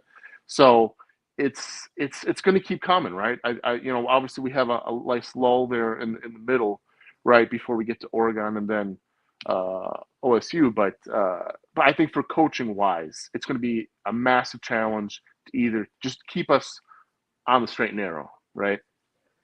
Yeah, I'd agree with that. I do think, as we had talked about, I think last week, the pivotal game to me is the Oregon game. Win or lose the Texas game. Yeah, but I do agree with you. Pressure's kind of on, and the mulligan's gone. Maybe if you lose that Texas game, I feel like it's going. You don't want it to come to the Ohio State game, and having to win out everything else. You want to be able to beat Oregon then, and so to me, win or lose Texas, Oregon's the most important game of the year to me. So, yeah. No, I agree. I just think from a coaching standpoint, it's huge that if we win or lose that game, mainly if we lose the Texas game, how are we going to respond? How is the team going to respond going forward? Right. I think that's huge. Yeah. And it's all leadership. Yeah, I mean, I'll just say let's temper our expectations a little bit because Alex Orji might be like Jalen Milroe was last year against Texas. Where it took a little while, and then all of a sudden he kind of took off, and they actually lost that Texas game. If it's a repeat of that, maybe we're okay. So of what happened to Alabama against Texas. So let's take this question from Cody and B-Dub. You can answer this too. So who do you guys think we're going to see as our starting quarterback? My vote is Alex Orji. What do you say, Ferris? Yeah, I believe Alex Orji can complete a forward pass. That's my line now. So so he gets to 62% and he wins the job. And he is so dangerous as a runner that you gotta give him the shot. And also just seeing Milroe from last year and thinking that Orji could be like a Milroe for 2024 is very appealing. Yeah, but I think my concern, which I didn't really think about until I recalled a certain game that gave us a lot of problems. I think what concerns me with Orji is what if, and I think maybe TJ talked about it on Tuesday, what if they load the box, right? I mean, has anyone? Let's just recall Rutgers, okay, right? They gave it to us hard for 2 years. Yeah. Pause. No homo. But they were very tough battle. 2 years in a row, man. They were tough in the first half, man, because they loaded the box. Right. They tried to stop it. They're like, yo, we need to stop this run. And, it was more of a scare, 2 years ago than it was last year. But it's that downfield threat that you have to have, right? Similar to OSU 2 years ago, right? You have to have that downfield threat. You have to have some type of you can't just flea flicker and sweep and just do all these weird plays all the time to try to get us down the field. Once you load that box, especially for a young quarterback, he's like, oh, so who's coming? Like, we're they could constantly blitz them all game. We don't know, but they're going to load the box, going to make it tight. I'm going to assume that because they think just like they did with JJ the first year and two, until JJ burned him, right? Until he was like, bro, just wait. That guy on that 10-year arc, I got him, right? And then, of course, Cornelius Johnson to the house, but that's what I'm worried about, right? No, I agree with you. I mean, so I spoke about, I don't know, did you watch the USC show? Because that's what we talked. No, that was on Monday. No, I did watch that one. Yeah, you were on. Correct. All right, so that's what we talked about, because they asked me how would you, defend our offense? And I said, well, stack the box, because if Orji cannot show the ability to complete mid-range to deep, long-range passes, defenses can stack the box on us, and that'd be the limitation. But then that's when, and we got people in the comments saying it, Davis Warren, they want, and that's what Davis Warren. I was going to say, yeah. Davis But Warren if you also can think make a about it, defense honest. yeah. Go on. But also, if you think about it, though, how I'm pretty sure Campbell will probably take some things from Sharon Moore, right? Especially near the last half of the year, especially the Rose Bowl. Holy smokes, I've never seen anything like that. But just the motion, right? That instantly puts people in a fantastic position. Those slot receivers that apparently we have 10,000 of now. That's great. That we have everyone under 6 foot on our team, but except for one, Waller. But it puts them in better position. So I think if they do load the box, I'm pretty sure we're going to see a ton of motion. I can see a ton of receivers just motioning left or right. Of course, I think it might be a huge year then for Loveland, right? That's something I was thinking about. Like, what if we don't get any of these wide receivers? What if none of these wide receivers that are over 6 foot want to ever come to Michigan ever in their lifetime, which would suck? And then we're just like, all right, well, guess what? We got these tight ends that are like 6'4", 6'5". That's gonna change. Yeah, well, right. We got Colson Loveland. So we are always going to be an elite tight end school. Look, last year we got Brady Prescore. Now we're on the verge of getting Andrew Olish. Like, these are elite guys. These are like top of the line tight ends. Like, and there's a kid next class that the name's escaping me, but we're looking really good for. So we're going to be fine. And at the NIL game, the problem with recruiting wide receivers or running backs is they're foreign vehicles. They're exotic cars. Okay. They are, they are expensive. And when you aren't playing the game, they're hard to land. But now that we're playing the game, we should start seeing, like Andrew Marsh, players like that starting to join the class. We'll see what we could. Listen, beat up. If I said to you, we got Jordan Davison and Andrew Marsh, like, what would you say to that? That proves your point, right? That proves your point. Like, of like, yo, we're in this game now. We're officially in it.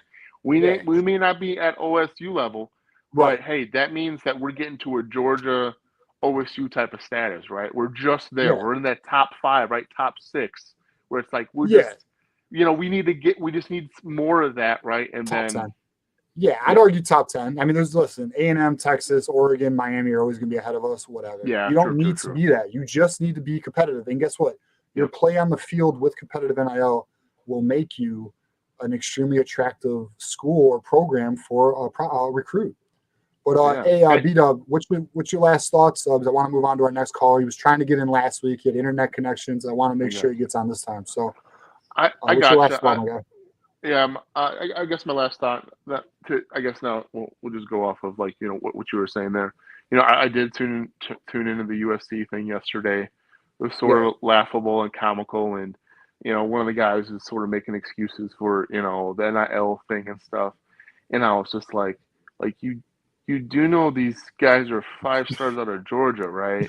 Like, so-called 5 stars. Let's just call them high 4 stars, 5 stars out of Georgia. You don't think Georgia's gonna at all just give up on that throughout the entire we're going to USC, that's it. No, those are like the toughest recruits. Those are like the toughest recruits to land. The kids who are from Georgia or Florida, like the 5 stars, or Texas, like they're so damn tough. That's why if we can land Andrew Marsh out of states Texas, that it's so hard to pull from. If you look through all of the. Yeah, it's like except for ironically USC and California, that's a whole different thing. Apparently, they seem to not do the greatest in locking down. Oregon's stealing Oregon and Texas are stealing all their kids, man. And when you're competing with Oregon and Texas, I get it's a large state, but they obviously have consistently had a hard time locking down their state. But Texas, Florida, and Georgia are just so hard, especially just those southern states are just so hard to pull kids from. And sometimes you need 2 things, right?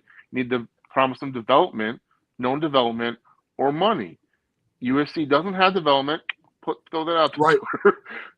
You gotta have some money, right? So I mean, look at all the top prospects they get that do not develop. Like they get the sickest. Like they're usually a top 10 recruiting class every year. Like they get the best defensive players too. They just can't develop them or get their defense to be competitive. Like it's wild, man. Like it just goes to show you the value of coaching and why it matters. Exactly, and that's what I was trying to say. There's something to development, right? Like, hey, Michigan, I understand maybe one day we'll get at the OSU recruiting side of things. I don't care about what else they do. I really don't care about them that much. But we develop players, and so what if they get some top talent? They've always had that. I don't really care. It's what matters on the field. So one is development, right? If you can develop these players, they'll listen. They'll be like, "Oh man, I did." Yeah, there was an interview out there, from Lockdown Wolverines. He did something with Danny Cannell, and he was saying it was the coach. I knew if the coach mattered to me, and I knew he was going to leave for Michigan. That's why I didn't go to Michigan. So that matters to players. There's one, having that bond with the coach and know that he's going to do what's right for you to develop you and get you to the NFL, right? And that's what matters. And money does help, no doubt. I like it this. Gets you in the door. I like the hearing of the Sam Webb of saying, like Nick said with the Jadon Blair, like, okay, Michigan's up there, right? McGee's more of a prominent, seemed like, face now in these visits. Finally, the guy, he actually seems like he's doing his job he was hired to do, is get players some opportunities. Seems like he's doing that now with the recruits, which is great. That may not be money up front, but at least it's some long-term wealth that he's willing to give these kids. So I think that's huge. I think we're combining the two now, right? And combining these two, exactly. That's it, right? Exactly. Not even in Georgia. And we're winning. So you have the results on the field, you got the development and the players getting drafted, and your competitive NIL. We are now in a position where we have a well-rounded approach, a strong recruiting philosophy. We're teeter-tottering, right? Yeah, I mean, like, I'm so interested to see how this class finishes. Like, as I said, dude, I'm thinking we're going to be about top 12. But B-Dub, I want to thank you for calling in, man. Thank you for being a member, bro. Did you vote on our member meeting next week? Yep, I did, yeah. All right, we're going to have a community post. I think this Saturday we'll post what time and day that we're going to do it. So just stay tuned to that, man. Looking forward to that next week. The member hangout. For anyone who wants to know what that is, you can subscribe and be a member. B-Dub's a member. Our next caller is also a member. We appreciate all of you guys for contributing to the show. It does mean a lot to us. It really does. Like, honestly, like, you guys are motivating us to bring more and do better. And honestly, like, the engagement from the community is just off the charts. Like, we just appreciate that shit. So you can be a member. We have the $2.99 tier, which is the leaders and best. We have the $4.99 tier, which is those who stay. And then obviously the elite Connor Stallions Espionage team tier, which is $9.99. Each tier has different benefits, but if you are in the top, if you have tier 2 or tier 3, you are eligible to be in our member only meeting, which will be held the last week of every month. And we vote on the day. Maybe we'll get to a point where it's a set day, set time, but obviously this is our first meeting, so we'll figure out what works best for everybody. But again, B-Dub, thank you, bro. Just keep staying with us, bro, and hopefully you call in next week too. I always will, man. All right, smash, guys. Go blue. Hey, have a good day, bro. Smash. Go blue.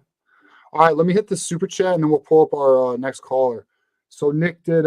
We should try to do a member meetup for the game. I mean, Nick, are you going to the game? Because that, like, what do you mean? Like, you want to do a watch party? Are you saying something like that? Because like on some real shit, we could do like a virtual watch party, or maybe it's something we could think about. If you're going to be in our hangout next week, offer this as a suggestion, and maybe we can come up with some ideas. Because I'm not against it. We just got to figure out the logistics of it all. But thank you for your super chat. Anyone who wants to get to the front of the line on questions, any super chat will automatically be answered. And again, we just appreciate you guys' contribution to the show, because you guys helping us out is going to help us reach our goals quicker, for us to reach new milestones in terms of what we are able. For example, I'll give an example. Ferris, we discussed doing a monthly giveaway for our members. Mm-hmm. Well, we have to reach a certain level of revenue for us to be able to afford the expense, right? So as we grow as a channel, as we grow as a network, we are going to be bringing more to the table. So again, just bear with us, climb this mountain with us. We appreciate it. Everyone in the comments, our mods, and everyone who calls in. And I've been waiting to get our next caller on. So let's get him on. Jesse Allen, what is up, bro? You tried calling last week. I think you had some internet issues. I'm glad you made it this week. I'm a truck driver, so I was in Illinois over by the Indiana state line on I-70, and for whatever reason, internet quality over there wasn't the greatest. Hell yeah, dude. It My dad's a changes truck all the driver. time. Yeah, I was gonna say my dad was a truck driver for his entire life, so that's pretty dope. You're a truck driver, man. You're a road driver, huh? Yeah, Dad drove for 38 years, and then my younger brother and I kind of followed in his footsteps. Oh yeah, and I like it. I enjoy it. It's a rough life yeah. sometimes, but freedom, huh? I make it home to see the wife and kids. You know, I usually leave out on Sunday, get home Tuesday, leave Wednesday, get home Friday. Hell So yeah, man. I get to So you where you sleep in my travel? own bed, and I get to Have sleep in you my own seen, bed and shower in my own shower a couple nights a week, which is nice. Oh, that's good. How many states? Yeah. Our neighbor downstairs at the place we're moving, he's a truck driver, but he used to do long haul. Now it's just within each day. So Yeah, I just run regional. I work for a private carrier. We haul metal roofing, metal siding, coils, things like that. So we all haul our own product. Oh hell yeah, that's cool, man. Well, hell yeah. Well, I'm glad to have you part of our membership team and also watching our channel, man. I'm glad we can help you. I don't know. Are you listening to us on your drives, or when do you typically check out our shows? Usually like when I'm stopped for the night, like tonight, or I get a notification on YouTube, I'll check it out, and and then hit the notification so I can get notified of the video and stuff like that. That's cool, man. I'm glad we can give that to you. Yeah. So what's up, man? What's on your mind tonight? What do you think about the all the offensive linemen that we're recruiting? Do we take 5? Do we take 6? I mean, because we're in a good spot for quite a bit. I mean, I would like to see us get them 2 from Bishop Gorman. Yeah. Mm-hmm. Yeah. All right. So obviously we have Avery Gash already in the class. We are going to land Hardy Watts. I have him locked in. I feel I feel so damn good about that. So that's a Clemson Michigan battle, but I think we got him. I think he commits relatively shortly, so that'll be 2. He's a dog, by the way. Hopefully he commits over the weekend. I'll have a video on him, and then we'll talk about him more on Tuesday. And then I agree with you, man. So Douglas Utu is one of the players out of Bishop Gorman. That's the one I feel best about. The other player out of Bishop Gorman is I'm gonna butcher his name, but it's like Ciu Alo Fadi Tuli, and he's a center prospect. So here's the deal on that. Okay, there's another center prospect. Do you ever watch these huddle tapes or no?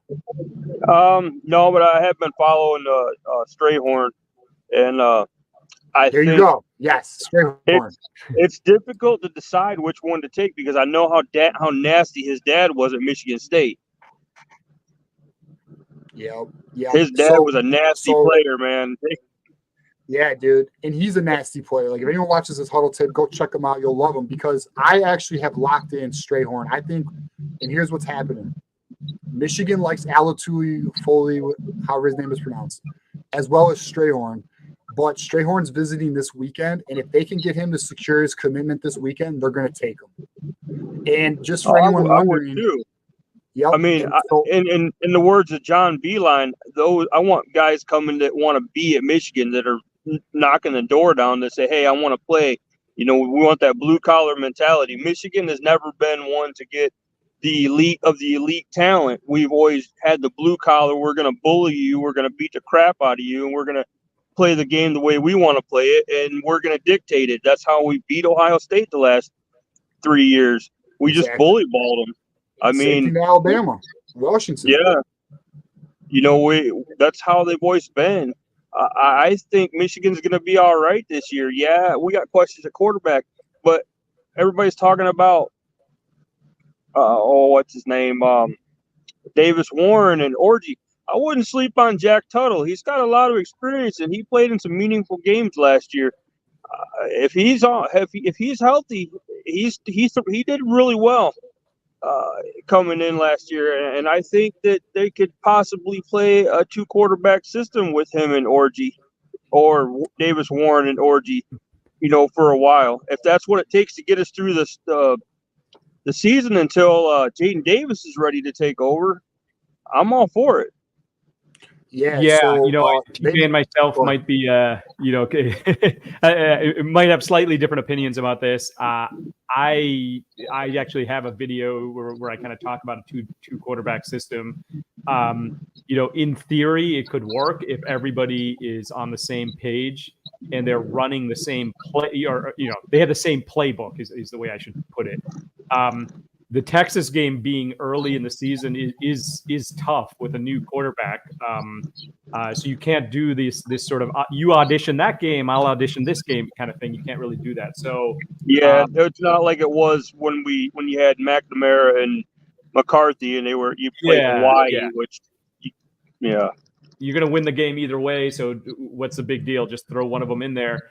I will say that I would laugh if Jack Tuttle is the quarterback of in the Ohio State game as a 7th-year player, and he wins the game and he can go straight into collecting Social Security checks after the game or something. So that would be hilarious if you did that. That would be Ohio State's next excuse. Oh, they had a 7th-year quarterback. That's why. They're already saying that we have 7th-year players when we don't really have 7th-year players. But anyway, Jack Tuttle is a 7th. He is. But I mean, from last year is what I'm saying. Yeah. Hey, just remember, you don't have to be lonely at BuckeyesOnly.com. Right, Paxton. Yeah, so all right, so I think we might do a 2-quarterback system on the first game of the year to kind of see who they're comfortable with. But I think by the Texas game, they're going to narrow their guy down. I don't think that's a game you play around with. But it's possible during fall camp, someone takes the lead, whether it be Davis Warren, maybe Tuttle is ready because he is the savvy, poised veteran, or Alex Orji. We're going to find out, man. That's all I'm excited as hell for fall camp because we really do not know. I couldn't tell you today who the quarterback is going to be. I think it's Orji, but there's a battle. It's not handed to him. So we're going to find out together, where that goes. And then we can see what the results give us, Davis Warren's got an arm on him. I mean, there was saying that he could outthrow J.J. McCarthy, on the field and stuff. The problem with Davis Warren is he's lacked the last couple of years of leadership capabilities. Harbaugh come out and he said, I want a guy that's going to take control of my offense. Is going to march the team down. It's just going to take control of the offense and command respect and be a leader. And Davis Warren has lacked that. Yeah. Yeah. Well, maybe this is his year, maturity, another year of growth. We'll see if he can be that guy. I mean, let's also be real though. J.J. McCarthy sets a high bar, right? Oh, so I agree. My daughter, my oldest daughter, actually graduated with him and Blake Corum, and we went to the graduation. It was really cool because he was up on stage. So was I can't think of his name. Desmond Howard. Desmond Howard was on the stage, and Blake Corum. It was really cool. She's like, my daughter says, Dad, it was really cool because I got to have some classes with those guys, and we won the Natty the year I graduated. So said, that's never gonna probably happen in your lifetime again. So enjoy it. Now you're going out to be a marine biologist, so you'll never see that again for a while.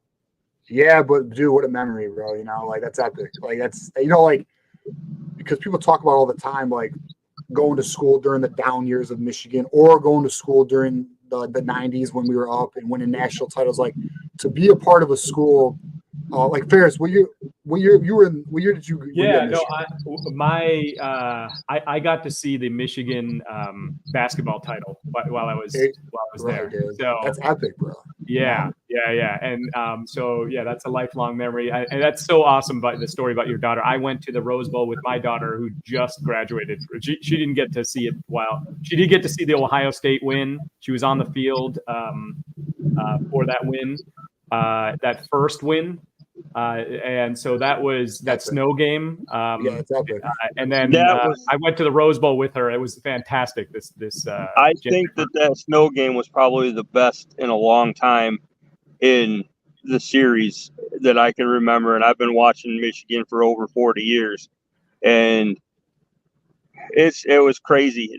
When they started talking, Joe Klatt and his counterpart there, Gus Johnson, they started talking in the pregame for that. Joe Klatt just says, man, this just feels like something feels different today. Something feels different. And that was true Michigan conditions. And they did what they did. We're just going to run the ball down your throat. I dare you to stop us. And they ran. I mean, Hassan Haskins, who's underrated. You want to talk about the star system? I think the whole star system is a bunch of crap, to be honest with you, because they rate these kids that go to camps. You have all these underrated kids that don't go to camps, so they rate them as 3 stars. I've seen 2 stars. You remember Ray Venipal during the Brady Hoke era? He was a 2-star kid, played like a 5-star. You had Will Campbell, who was a 5-star defensive tackle out of Cass Tech. He was a bust. He went nowhere. So look at the Grahams. Look at Mason Graham. Yeah, he's a 3-star. He's so good, and why Harbaugh liked him was because of his wrestling background. He had the moves because he was a wrestler in high school. Mm-hmm. The whole star system is flawed because you can't rate a kid. Glasgow. Look at the Glasgow. All walk-ons. Yeah. Oh yeah. Graham Glasgow was awesome. David Molk. You remember David Molk? He was a underrated center. He come in and I mean, how many pancakes he had, but he was up there in his career. So you can't go by ratings and stuff because Michigan finds the guys. They get the 3 stars that play like they're 5 stars. They get the best out of their talent. Now, yeah, it'll be interesting to see in 3 years when Sharon Moore's coaching his own guys and stuff, if he can maintain the level. You know, he said that we built to sustain. Well, we'll see if you can maintain that and stuff, and you're winning with your own guys instead of Harbaugh's guys. I mean, look at what Ryan Day's doing. He's playing with his own guys. Look at how much he struggled the last couple of years. Exactly. If I had to say, Ohio State's biggest problem is they cannot develop offensive line talent. They can't. We've owned their offensive line in the last 3 years in the game. In the trenches, that game is won in the trenches. What is it, 44 out of 46 times or 42 out of 44? Whichever team has won the Russian battle has won the game. So Ohio State, they're elite all over the place. I give them credit. But they have trouble developing offensive linemen. They cannot. Their offensive line play is average. And to compete against an aggressive defense like Michigan, we're built to stop teams like Ohio State. We're built to stop with the elite receivers. I mean, look what we did to Washington. We were built. People were saying, how can Michigan handle Washington? Because we're built. Defensively, we were built to handle those kinds of teams with the multiple wide receiver sets and stuff. You saw last year how well Michigan did passing off assignments to their teammates and stuff. They knew, okay, he's going to be there. I pass it off and then I could switch. Just like setting a pick and roll in basketball and swapping players and stuff. They knew what they were doing. They knew that, all right, man, you know what? This is you take this and I'll take. We're built to stop teams like that. So I don't see, unless Ryan Day has an epiphany, how he's going to change to beat us with. I don't care how many 5 stars he has. They're loaded in the quarterback room. I don't see all those quarterbacks staying. I just don't see it because you're not going to go there to sit. And there's rumors that Aaron Nolan's going to be leaving. He's not going to. That's what I keep hearing. Yeah, that's what I keep hearing. But hey, Jesse, let me give a shout out to our new member, Keith Rebar. Hey, Keith, caller to the show, longtime watcher. We appreciate you, man, for joining the Voice of College Football community. And Paris, do you know what tier he signed up for? All right, I was gonna say if you are in the those who stay or the SV Naj team, you'll be a part of our hangout next week. So be on the lookout for the community post. But thank you for joining our community, man. We really appreciate it. So thank you. Hey, Jesse, just 2 other things I wanted to kind of cover. First, you mentioned classes. Actually, my older daughter went to classes with Jordan Poole and some of the Michigan football players as well. And for those who are kind of wondering, yeah, they do go to classes. they have to. My wife taught at the University of Michigan, and she occasionally gets she occasionally got student athletes. She's in the engineering school, so that's like another whole thing, right? So But they would be gone. They would request. They would be really polite about it. And yeah, they do go to classes. I went to school with an Olympic swimmer in one of my classes when I was there. So Michael Phelps.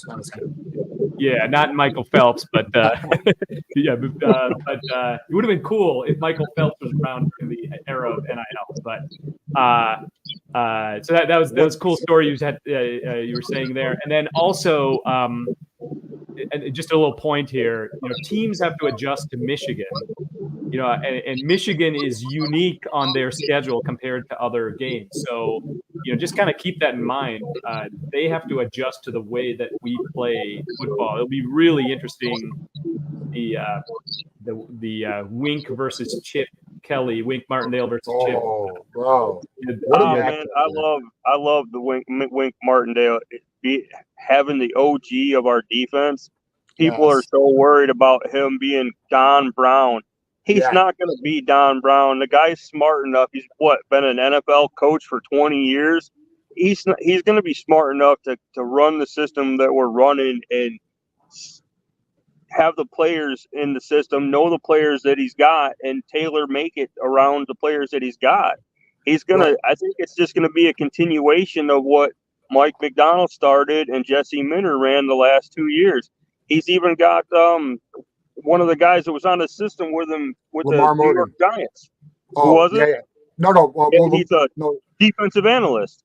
Yeah, defensive analyst. But the guy I'm talking about is Lamar Morgan, who worked with Jesse Minter at Vanderbilt. So he understands coverage disguises. So they brought him in.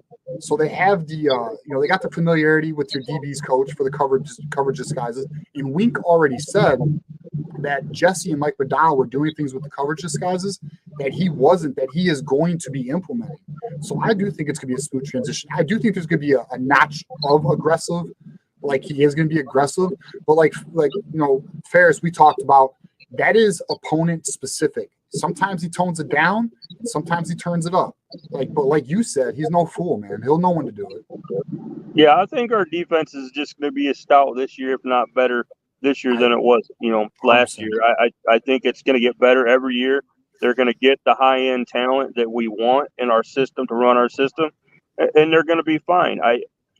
If we take a step back this year, it'll probably be on the offensive side of the ball, and it'll probably be at the quarterback position. But like I said, we get through this year. Jaden Davis will have over a year and a half into the system. He'll be ready to go next year. You'll have Carter Smith coming in and studying under him. Then you're going to have one heck of a QB battle in 2025 between the two of them, 2026. I really like this Brady Hart kid. I think he's going to be the next Trevor. I'm gonna say Trevor Lawrence-esque with JJ McCarthy tendencies. Dude, yeah, I like it. I mean, so he is a little less mobile than JJ, but I mean, he is, in my opinion, he is a 5-star caliber player. He's minimally top 50. He's such a good prospect, man. I'm in love with Brady Hart. Like when I saw his film, I was like, I'm in love. I wanted Brady Hart over Brady Schmigel. I think he's going to be a good quarterback. But I want that big, tall quarterback that can see over the offensive lineman and defensive lineman that can, stand there in the pocket. I mean, Wilton Spate wasn't that great of a quarterback, but he was decent, but he wasn't, high talent. But the guy could stand in there and know he was going to take a hit and still deliver the deep ball. Right. And sometimes that's what you have to do and not get happy feet like some of the quarterbacks you see. And, oh, my God, the pocket's collapsing. I got to get out of here. Well, you got to know when to get out of there and when to stand in there and take a hit and deliver that deep ball. Yeah, no, exactly. I mean, like also think about this. So we have Jaden Davis in the quarterback room. We have Carter Smith in the quarterback room. And then now Brady Hart for the foreseeable future. And like, that's another thing too, is like, I mentioned this on my recruiting analysis of Brady Hart. There's going to be receivers in the 2025 class this year. Andrew Marsh, Jacob Washington, Taz Williams. Having a player like Brady Hart in next year's class is reassuring for them. Because they know that there is a quarterback in the room who's elite. Whether Carter Smith develops to what he can be or Jaden Davis is able to be that guy, in that room, there's going to be that guy for them. So, like, it's good for the recruiting overall. We are in an extremely good position for the next 5 years in the QB room. Oh yeah, I mean, even if you swing for the fences on 2027 and you miss out and you have to take a sub 4-star, like a gap talent, I would call it, to gap you from 2026 to 2028, you're going to be all right if you have to do that. I don't think we will. You know, it really kind of irritated me with Bryce Underwood when he said you don't go to Michigan because they don't develop quarterbacks. Are you kidding me? J.J. McCarthy was a top 10 pick. How can you sit there and say that we don't develop quarterbacks? Just because we don't sling the ball like Ohio State does and all these other guys in their spread fancy offenses doesn't mean that we don't develop quarterbacks. I would rather have, let LSU have him, because to me that sounds like a kid who's not team oriented. It's, I need my numbers. I got to have my numbers. It's all about me. I want guys that are like McCarthy, that are like Blake Corum, Mason Graham, Kenneth Grant, guys that are going to put the team first and win and want to win as a team and not sit there and be selfish. Yeah. No, I mean, like, I think we would all agree the growth from JJ year 1 to year 2 was very noticeable. He was definitely a more complete quarterback, more comfortable, better arm, like just strength development, way more accurate too. For most, until he got his so JJ got injured towards the end of the year. That's why there was a little bit of a regression in his play. Plus the Penn State game, Carson Barnhart couldn't handle Chop Robinson, so that's why it was a 30 straight run game. Yeah, and Barnhart was playing out of position too. Once they moved him back to the position he should have been, we were killing people on the run. We were just running all over people. Yeah, exactly. Exactly. I mean, and like once in like to your point, and I've had this argument even on the USC channel. I brought this up on the Monday show I did with them. We became a better offensive line when Carson Barnhart moved to right guard, and then you put Trente Jones at right tackle. Exactly. Yep. That was a Joe Moore Award-winning line, and we didn't win it, but we should have won the Joe Moore Award last year. I was not impressed with Washington's offensive line. No, but see, that's the Pac-12. They got bored with giving it to us. I think that's what happened. So we're gonna get it. Well, see, I think there's going to be a rude awakening for those 4 teams that are coming in from I call it the sissy Pac-12, because they don't play defense in the Pac-12. The only team that is somewhat decent on defense coming in, it would be Oregon, because they do have a decent defense. But none of those other 3 teams that come in, USC is going to find out really hard that you can't outscore teams in the Big Ten. I think USC is going to go from scoring 40-some points a game to maybe like 20, 25 a game. And they're going to be, we got to play defense. Wow. It's going to be a rude awakening for them. I think with USC, what you're going to see is a lot of high-scoring games where, like, their defense, like USC's defense, is going to be exhausted because USC is a fast offense, and I think you're going to see I think you will actually see, again, in the Big Ten, we like to grind it out, but I do think offenses in the Big Ten, unless you're Iowa, are going to be able to score on USC. Like, were you able to see the Arizona USC game last year and what happened there? No, I didn't get to watch that. It was basically a shootout. It was a great game. Arizona almost got it, but I don't know. Like, USC has enough on offense where I do think there'll be a 30 to 35 point per game offense. Although they have a new quarterback, so we'll see how that goes. You never know the new quarterback, but their defense is so damn bad. I think teams are going to be in shootouts with them. I agree with you to an extent, but I think that'll be against probably subpar, like maybe Indiana, Minnesota, Rutgers, teams like that. But if you're playing a team like Michigan, Ohio State, Penn State, who are known for great defense, I don't think USC is going to be hanging 30, 40 points on them. Agree. I was thinking overall, but like, all right, I agree. When they're playing the big dogs, I agree. They're probably going to be in like 25 or less. I would agree with that. Yeah, I'm just going to put it out there that Rutgers is going to have a better year than USC this year. What? John, are you still watching this? Write that down. Bro. I think Rutgers might go 10-2 because they have such an easy schedule. 9-3 more realistic. Damn. All right, Ferris. We need to write that down, and we got to see where we are. We got to make some predictions. Write that down. We're gonna do. Do they play Maryland this year? You think Rutgers is going to beat Maryland? I think Rutgers doesn't have to play any of the top teams. I don't think they have to play Ohio State, Michigan, Penn State, or Oregon. Rutgers does have I think they have the most cupcake schedule in the Big Ten.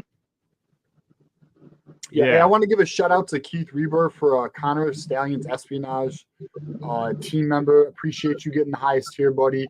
Hopefully you can make the members only chat next week. Really appreciate your contribution. I also want to give a shout out to Nick here. He had a $2 or $1.99 super chat. Ryan Day funneling Ohio NIL money for branch beard transplants. Get a load of this, Ryan Day. This is how you grow a real beard, buddy. Take notes. Yeah, hey, Ryan, hey, someone's got to pay for it. It might as well be the NIL program. Yeah, I keep hearing stuff about him that if he doesn't do good this year, they're saying either Ryan Day to the NFL or Ryan Day to Miami. Yeah, dude, I listen. So for those who don't know, Mark, the owner of the network, he's an Ohio State guy, and me and him have been debating. I told him if they lose a fourth year, Ryan Day is gone, and he's not sold. So we're gonna. I agree with you. He's either going to the NFL or he's going to a Miami. And look at the rumors last year. Texas A&M was interested in Ryan Day. Yeah, he will not. He's gone. No way they're going to. Yeah, I think with that new AD coming in, that Ross Bjork, I think was it Texas A&M? He was theirs. I think they don't want to go back to the Cooper years at all. They don't want to, and it's shaping out for them. And I'm not trying to sound like an arrogant Michigan fan. I just know how good they are, and I think the whole Connor Stallions thing, yeah, he probably did something, but it didn't affect the play on the field. I think we won all the games fair and square, because it doesn't matter if you know a play is coming, you still have to stop it. Right. Regardless. Right. And then here's the deal though. So that shit came out at the end of October against Michigan State. What did any team do the rest of the year against us? Lost and got their ass kicked on the field. Yeah. End of the day. I mean, Ryan Day tried to whine and say, well, they knew our signs, but we changed them before the 2022 game, and you still got blown out. Dude, that shit pisses me off. I mean, Sam Webb referred to him as a walking excuse. I think that's a good way to put it. He can't own his shit, bro. And that whole entire program, like I've said this, there's an identity problem with Ohio State. The foundation is cracking. Everybody in the nation is taking shots at him, from Paul Feinbaum to even Josh Pate. Like, Ohio State, from the coaching staff down, bro, and even former Gene Smith athletic director, excuses. They can't own the fact that Michigan finally caught up to them and is now beating them. It has to be the weather. It has to be Connor Stallions. Oh, it was like 5 plays. No, it wasn't. You're getting your ass kicked all game. In the last 3 years, they've had 1 quarter of dominance, which was the third quarter of last year's game. That's it. Yeah. Yeah, I mean, it isn't just Michigan. It's also, as an excuse, it's also McCord. They're right. That's the new one. Honda McCord. The reason why they lost, they definitely would have beaten Michigan if they had an average quarterback instead of the terrible Honda McCord. Dude, Will Howard, they probably would have did better if they would have had, better quarterback play. But he didn't play all that bad. I mean, even after that first pick that he threw, he started playing really good in the next couple quarters, where he was getting his confidence. He was releasing the ball early and on time. He was hitting the receivers. I mean, Maserati Marv, he still got his buck. He had $118 and a touchdown. He still got his numbers. So, I mean, it's not like he played super bad. McCord, I would take Kyle McCord at Michigan. And I wish we knew the Harbaugh situation and the JJ situation during that transfer portal. That hurt us.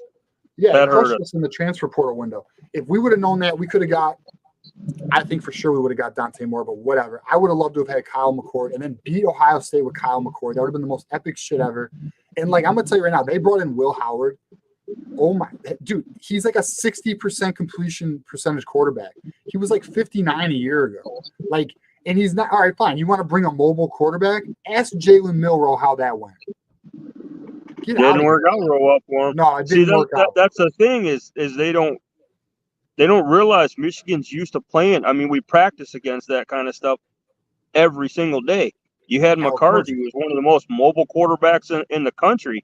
You're practicing, so they're ready for that. When you practice against that stuff, you're ready for it. You're always going to be prepared and ready for it. McCord, I think he would have done pretty good in Michigan's system, but he could be pretty streaky. His completion percentage, I think if I remember right, was around Will Howard's, and the only reason it was it better? I'm gonna pull it up right now. It was yeah. Oh shit. For some reason I can't. Oh, I thought it was around the same. No, his completion percentage was. So Will Howard. Why am I having internet issues? What the hell?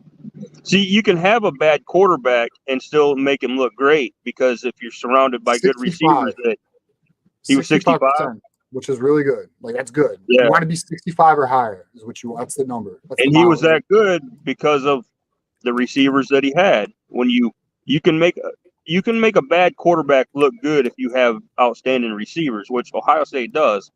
Yeah. I don't think that Will Howard is going to be the answer. I think it'll be a down year again for them at quarterback. The one that concerns me is Julian saying if he could be the next CJ Stroud for them. But even CJ Stroud didn't fare that well against us. We shut him down, and he had Aiden Hutchinson and Ajabo chasing him all over the field. Listen, here's Will Howard's stats last year at Kansas State. 61% completion percentage, 24 touchdowns to 10 interceptions. That is dog shit, dude. Get out of my face. Oh, he's mobile. Okay, good luck. I got Kenneth Grant chasing your ass down, bro. Get out of my face. Yeah, dude, I think that was probably my most favorite play of the whole season last year, was when he chased, was it Nick Singleton or Katron Allen down from behind and saved him from scoring a touchdown. That dude can move for 340 pounds. I've never seen a 340-pound man move so fast in my life. Yeah, I mean, the only player I've ever seen, and he wasn't 340, was Ndamukong Suh. Ndamukong Suh used to chase down running backs, when he was at Nebraska, and then when he got to the NFL. But like what Kenneth Grant did was amazing. They're going to be all right at defensive line. Hell yeah. We got decent depth. We're still all right. You got some guys coming in behind them guys that'll be starters 2025. Oh yeah. I ain't worried. I would say I'm not really worried about Nate Marshall. I think he stays in the class. I hope Bobby Kanka stays in the class because you got to hold on to the top talent in the state. Now, if you get somebody better and they push them out, okay, I understand. Yeah, it's Maxwell Roy. Well, here's the thing that's interesting is Bobby Kanka's visiting this weekend. So is Maxwell Roy. They play the same position, 3-tech. Maxwell Roy is the better player. But I agree. I'd like to see Kanka stay, but all right, I'll just drop it. I said this earlier once, and I'll lay it out there. The word is Lou Esposito is just not as in love with, Bobby Kanka was a shit. Our defensive line coach. He was Mike Elston. Yeah, he was a Mike Elston guy. And Lou Esposito had, everyone, whenever a new coach comes in, they have their guys or their types. And that's kind of the thing there. Now, I know they do like Bobby Kanka, but like there's just other players like Maxwell Roy that they just have a higher grade on. So that's kind of the situation. I hope they can keep them all, but we'll see what happens. Maybe you move them to offensive line if you don't get the lineman that you need. I mean, I guess, but he's good enough to he's a power 5 defensive lineman. I mean, it's just at Michigan, the talent's just a little higher. That's why, like, for example, you go to Michigan State, you'll play. Yeah. We'll see, though. I mean, I hope he stays in the class. I'm like him going this week with Maxwell Roy. It's very interesting to see how do they maybe how many do they take? Well, in terms of what? Well, so for example, we got Nate Marshall, Jalen Williams, soon to be Maxwell Roy, and Bobby Kanka. That's 4. We have no true 0-tech, and they're also looking to add Marco Jones, or and there's another kid too, Julius Holly. So Julia Holly's a Sam, Marco Jones is a Sam. They basically play like the David Ojabo role. So I mean, they'll have enough. I mean, like they're not. The only spot they're over recruiting, I guess, would be the 3 tech, which is Maxwell Roy and Bobby King. So we'll see how it goes. I mean, they're all visiting this weekend, so they should be able to, like, maybe they could build good chemistry and say, "F it, let's play together." You know, it could work. Yeah. Hey TJ, I wanted to ask you a question, or Jesse, chime in if you'd like as well, because you were kind of saying sort of the magic number is 65% completion, right? Is that what you're saying? For me or Jesse? Yeah, for you. 62 is the magic number. We need Alex Orji 62 for Alex Orji. 65 is good. Yeah, 62. We're gonna knock it down a couple notches for Alex Orji. 65, kind of in general. Just for comparison, JJ was at 72% completion. Right, JJ only had 4 interceptions last year, 3 in one game. JJ got better each year. There were throws last year that he made that I wasn't nervous about. There were throws year 1 that he made that I'm like, no, don't make that throw. You know, and it panned out, but it made me nervous. Yeah, really good point, Jesse. He was in 2021, he was at 58% completion. 2022, he was at 65% completion. 2023, 72% completion. So yeah. So he got better every year. Yeah, for sure. So Orji, notch up a little bit. Michigan threw the ball over 60% of the time. Alabama actually threw the ball more than Michigan. Get up to the Alabama level, another percentage or 2 higher, make Orji run a little bit more, have a little bit more running is okay. It doesn't have to be extreme, but that's okay. And if he's in the low 60s, I think Michigan will be fine in terms of. I think Orji, if he can do the Max Duggan role of TCU 2022, and he can hit at least 60%, because Orji's a beast to take down. The guy's 6'3", 240. He's built like a linebacker that plays quarterback.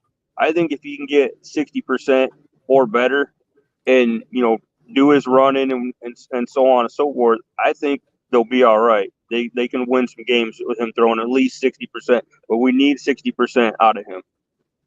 Yeah, I'd agree with that, and he hasn't done that yet, so that's true. I see some of these comments. He hasn't gotten, in high school he was much lower than that, etc. Yeah, I agree with that. I think high school he was like 55 or 54. Yeah, it was low. It was low. Yeah, I thought so. I thought he was around 55 or below. Yeah, so I mean, if we just get him to like 62 with his mobility, we're good. It's all you need, because not only that, we have the run game, we have the tight end, we have our receiver. Like, we're good at the Y and Z position, so quick slants should be there. We have what we need to be dangerous, as long as Orji can give us some accurate. Yeah, we'll be good at tight end. I mean, you got what's the other one that they were talking about? Out of who? Marlon Klein. Yeah, so you put Max Bredesen in at the H-back, so you can block, and you run him opposite of Donovan Edwards. And then you can flex out Colson Levelin as a flex tight end receiver, and you can put Marlon Klein as a blocking tight end and to catch on a crossing route. You'll be all right. Yeah, no, and then then you got Samaj Morgan in the slot, you got Tyler Morris at the Z position, and then the X position. Is it going to be Fred Moore? Is it going to be Marion Walker? We're going to find out. I wouldn't sleep on a Marion Walker. I think he's going to be good, and I really think this year will be a breakout year for Tyler Morris. He's going to take a huge step forward. The same with Samaj Morgan. I think you're going to see a lot more screen passes with Samaj Morgan, a lot more quick slants off the line, and he's just going to make a guy miss, and then he's off to the races for 20, 30 yards. Because that kid is fast and shifty. I was at the Big Ten title game, so I got to cross that off my bucket list, and just that return that he had was awesome. Yeah. He almost took it to the house. Yeah. I'm thinking, this kid is going to be something special.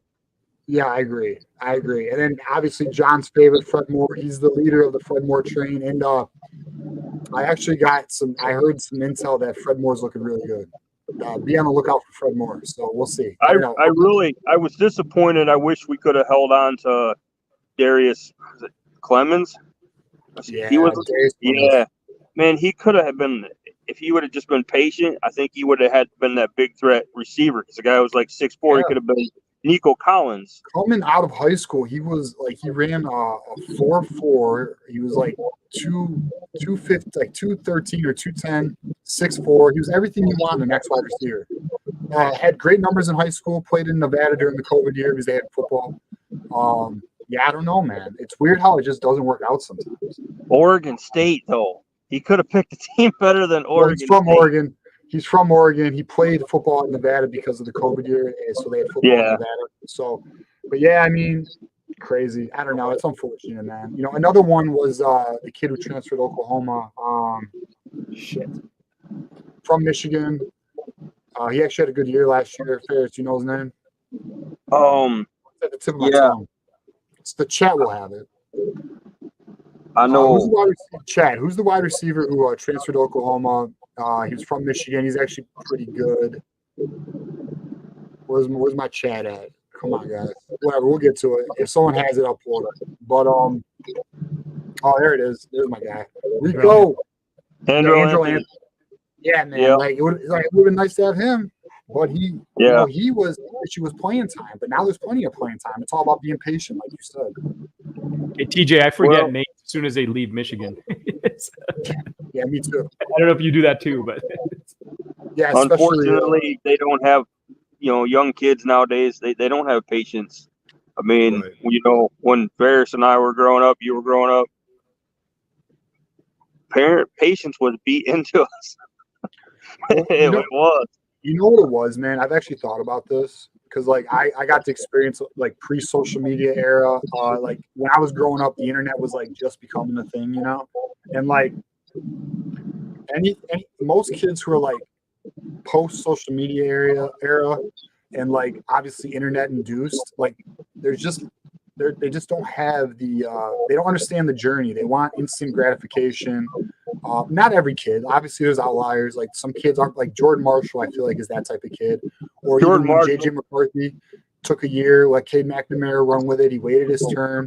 Like, and then you have a kid like Dante Moore. Not to like put him down, but he went to UCLA because of playing time, and he was offered more money at Oregon to wait behind Bo Nix. But he wanted playing time. He went to UCLA. How'd it go?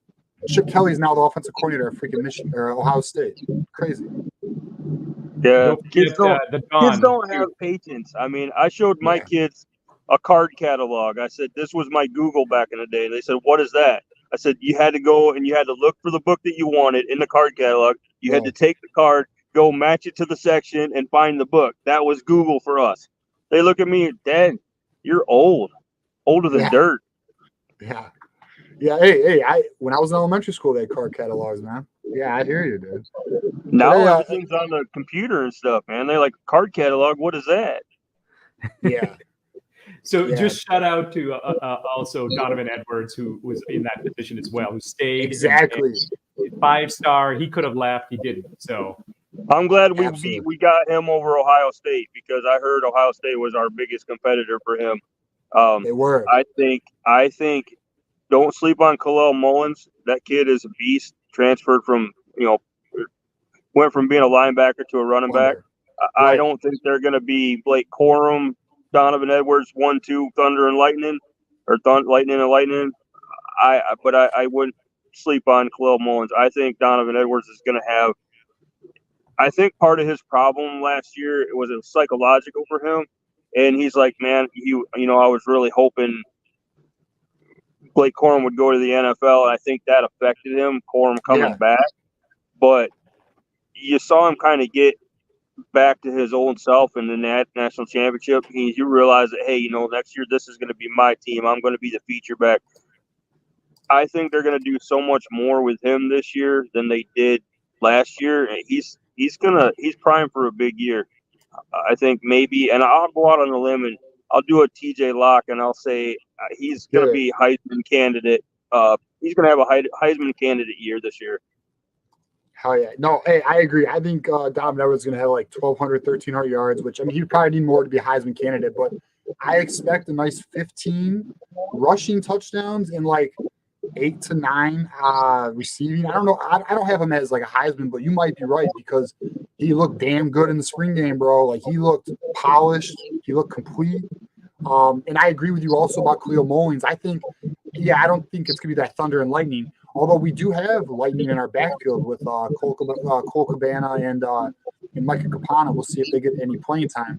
But I do think we're going to have a very dangerous Russian attack, man. Like I think we got some dudes back there who I believe in Khalil Mullins. I think his vision and his ability to not go down is like Karan Higdon. Or not Karan Higdon. You're going to be able to do some of the things this year that you did last year with Blake Corum, except you're going to have Khalil Mullins back there, and you're going to split Donovan Edwards out wide right or wide left, and you're going to be able to, to use him as a receiver. It's not going to be any different. Yeah, hey, I want to give a shout out to Darren. Hold on, Ferris. I want to give a shout out to Darren Talks Ball. He's going to be a guest on the call-in show next. I believe it's next week. Let me verify. I think it is. You're looking at my schedule. It is next week. Darren Talks Ball is going to be on the Michigan Wolverines call-in show. Looking forward to it, man. Thanks for checking in and watching the show tonight, buddy. But yeah, no, I onto the Donovan Edwards thing though. I think they might be they might split him into the slot and have Khalil Mullins in the backfield, and then you got Colson Loveland, you got Donovan Edwards in the slot, Tyler Morris playing the Z position. And then you have Fred Moore or Marion Walker. I mean, or maybe I don't know, maybe Samaj could play the X. We'll see. We'll figure out how they do it. But, yeah, man, because, Samaj could take the top off the defense. But, like, the point is, like, we have weapons. Sure, there's some wide receiver questions, but Donovan Edwards is a good pass catcher. Colson Loveland's arguably the best tight end in the nation. And we have some up-and-comers in Samaj Morgan, Tyler Morris. It's just, it really does, as we talk about, and I know I repeated too much. It just comes down to our quarterback. Yeah, well, Edwards can throw the ball, too. Edwards can throw the ball. Don't make no mistake. You remember the Purdue Big Ten championship game where he hit what a play. What a play, he hit the receiver, down the sideline for that big touchdown. And he took a shot on that. He played a little quarterback in high school for in Michigan. So West Bloomfield, yeah. There's so much you can do with him. And the offense I think is going to be just as dynamic this year as it was last year, but I won't go on a limb as to say they're going to go away from their bread and butter. They're going to still be a blue collar, we're going to beat the crap out of you type team, and we're going to bully ball you and run the ball all over you and see, I would probably say it's going to be 60 run, 40 pass, maybe like it has been the last few years. Mm-hmm. I don't see it changing too much, especially with Alex Orji being mobile. Those that matters. Yeah, I'd say 63% run. That's what I'll guess. Yeah, it's exactly what I was going to say, that Edwards can pass. And look for 4th and 3s that Michigan's just going to go for it, like at will when it's 4th and 3, unless they're in a, depending on the situation, but they're going to go for it a lot more. They're going to be like the Detroit Lions. They're just going to keep going for it on 4th and 3s. Yeah, definitely. Yeah. But hey, Jesse, you got any last thoughts? Because we're going to close out the show. We're going on 2.5 hours. But hey, I want to say, man, you were a great caller, dude. Call in anytime, bro. It's nice to have you on. Yeah, man. If I can make it work and stuff, I'll do it. If there's a link to do it, and I can make it work. All right, bet. Good deal, man. Thank you. I did a panel a while back with Johnny D, and there was, I think, 6 of us, and I was in Missouri, and I was able to make it work. If I can make it work, man, I'll talk ball with you guys all day long. Oh yeah, bro. Love it. Let's do it. All right. So, any last thoughts before we let you go, man? I just think we're gonna have a good season. I think people are gonna sleep on Michigan. I would say Michigan's gonna still have that chip on their shoulder, and bet. That's all I'm gonna say. Bet they're gonna keep the bet mantra going. Hell yeah. Hell yeah, man. I agree with you. I think we're going to be just as dangerous as we have been. A little different because we have a different quarterback, but the defense is going to be elite. And the offense, like you said, I think is going to be dynamic in its own way. It obviously doesn't have JJ, but Alex Orji brings a dimension to the offense that we have not had since a Denard. Yeah, Denard. If Alex Orji can do any kind of passing, be any just a fraction of what Denard did in the passing game, I look for Michigan's offense to be just fine. Yeah, I agree. Here, let's hit this super chat. Nick, the homie, bro. You really man. We appreciate you, Nick. Thank you for calling in. If you're calling in earlier, don't be a stranger, Nick. Hopefully, you're in the hangout next week. Really appreciating your contributions to our show. It means a lot to us. He says Campbell said Warren has better mechanics than JJ. Look, man, I have also obviously we've read. I'm sure many of us read the same things, see the same things, but I've also heard that Warren has the best arm, and he looks good. And he did look good. Did he not look good in the spring game? He looked good in the spring game. I mean, he looked good in the spring game. He looked damn good. I still need to rewatch it. I'm about to rewatch that maybe this weekend. I'm about to rewatch the spring game this weekend. But yeah, no, thanks, Nick, for your super chat. Appreciate you, man. But all right, Jesse, we're gonna let you go. Thanks for calling in, man. That's all right, man. I gotta get up early in the morning, so. Hell yeah, man. Be safe. You take it easy. We'll talk to you guys later. Bye. All right, go Blue. All right, Ferris. How was that, man? What a show, dude. 2.5 hours. We had like 200 and almost. We had 100 viewers on YouTube. We had over 140 viewers on X. The Twitch didn't quite put up the numbers we want to see, but we'll get there, bud. We'll get there. Yeah, I mean this goes by so fast every time we talk. I mean we're like the length of a feature length movie at this point, and people keep calling in. It's awesome. So yeah, hell yeah. Yeah, thanks to everyone who called in. Appreciate you. Thanks to everyone showing up, watching the show, subscribing. Our numbers went up. If you guys enjoy the content, give us a subscribe, bro. We are chasing Ohio State. We are looking to be the #1 channel in the network. And not only that, we are honestly giving our best effort to be the best channel we can be, covering Michigan football. And our goal is to get better every show, every week, every month. Okay. So like we have not plateaued. I promise that. So we're going to keep rising, keep climbing the mountain. And Ferris, I just want to say thank you for joining me tonight, man. It's always a pleasure having you on. You and John, my teammates, I appreciate you guys. And, any final words, and let everyone know where they can find you, bro. Yeah. Thanks, TJ, and thanks, John, as well. Yeah, I see you in the chat there. New Smash the Numbers is coming on Monday. We are going to talk recruiting, and so look for that. We have kind of a regular time slot for Smash the Numbers. I'm also doing shorts. I'm also doing some, some other things behind the scenes. We're going to have that big booster interview coming out next week. Michigan booster interview next week. Kind of finalizing that. Lots going on there. I am making a cross-country drive. If you could follow me at just my name, Ferris Khan, on YouTube, I'm going to do some stuff with kind of documenting my drive across the country in a Bronco. And I'm going to do that over the next couple weeks. So that's another piece of what I'm working on as well. Hell yeah, man. Thank you. All right, everybody. Thank you for tuning in. We appreciate it. We had a blast. This show was awesome. And like Ferris, just one more thing too, man. Imagine the regular season, bro. Imagine when we do the call-in show, week 1. Build after that, dude. Fall camp, week 1. And then we got the Texas game, and then the USC game a couple weeks after that. Then Oregon. Like, bro, what a year we're about to have. So everyone get ready. This is supposed to be the dog days. This is supposed to be the time where there's nothing to talk about. I know. We went like 2.5 hours. Mark was telling us, or Mark was telling me, he's like, typically May, June, numbers don't do as well. Dude, our channel is going through the roof right now. Like, we're breaking all of our numbers. We're about to have the best month. So I can only view so many years, but within the last few years, the best month the channel has ever had, and we are in freaking May, bro. We're in June now. May was a good month.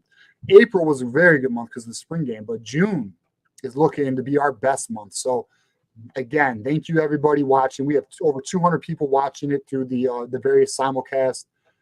Just appreciate you guys. So I'm signing out. Me and Ferris are signing out. You will see us. Let me give a shout out to John, the big homie, to the moon.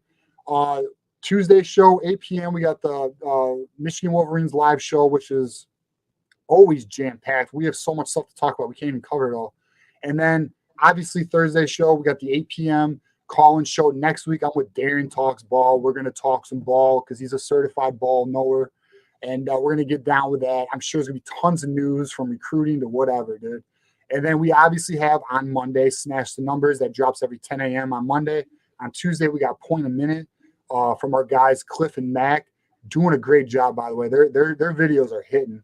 So good job by them. And then obviously we got some other content sprinkled in. The interview's coming next week. Hope everyone looks forward to that. It's very interesting interview. She's so damn interesting. But all right, guys, I'm signing out. See you later, Ferris. Go Blue. Go See you Blue. next time, everybody. Thanks for tuning in.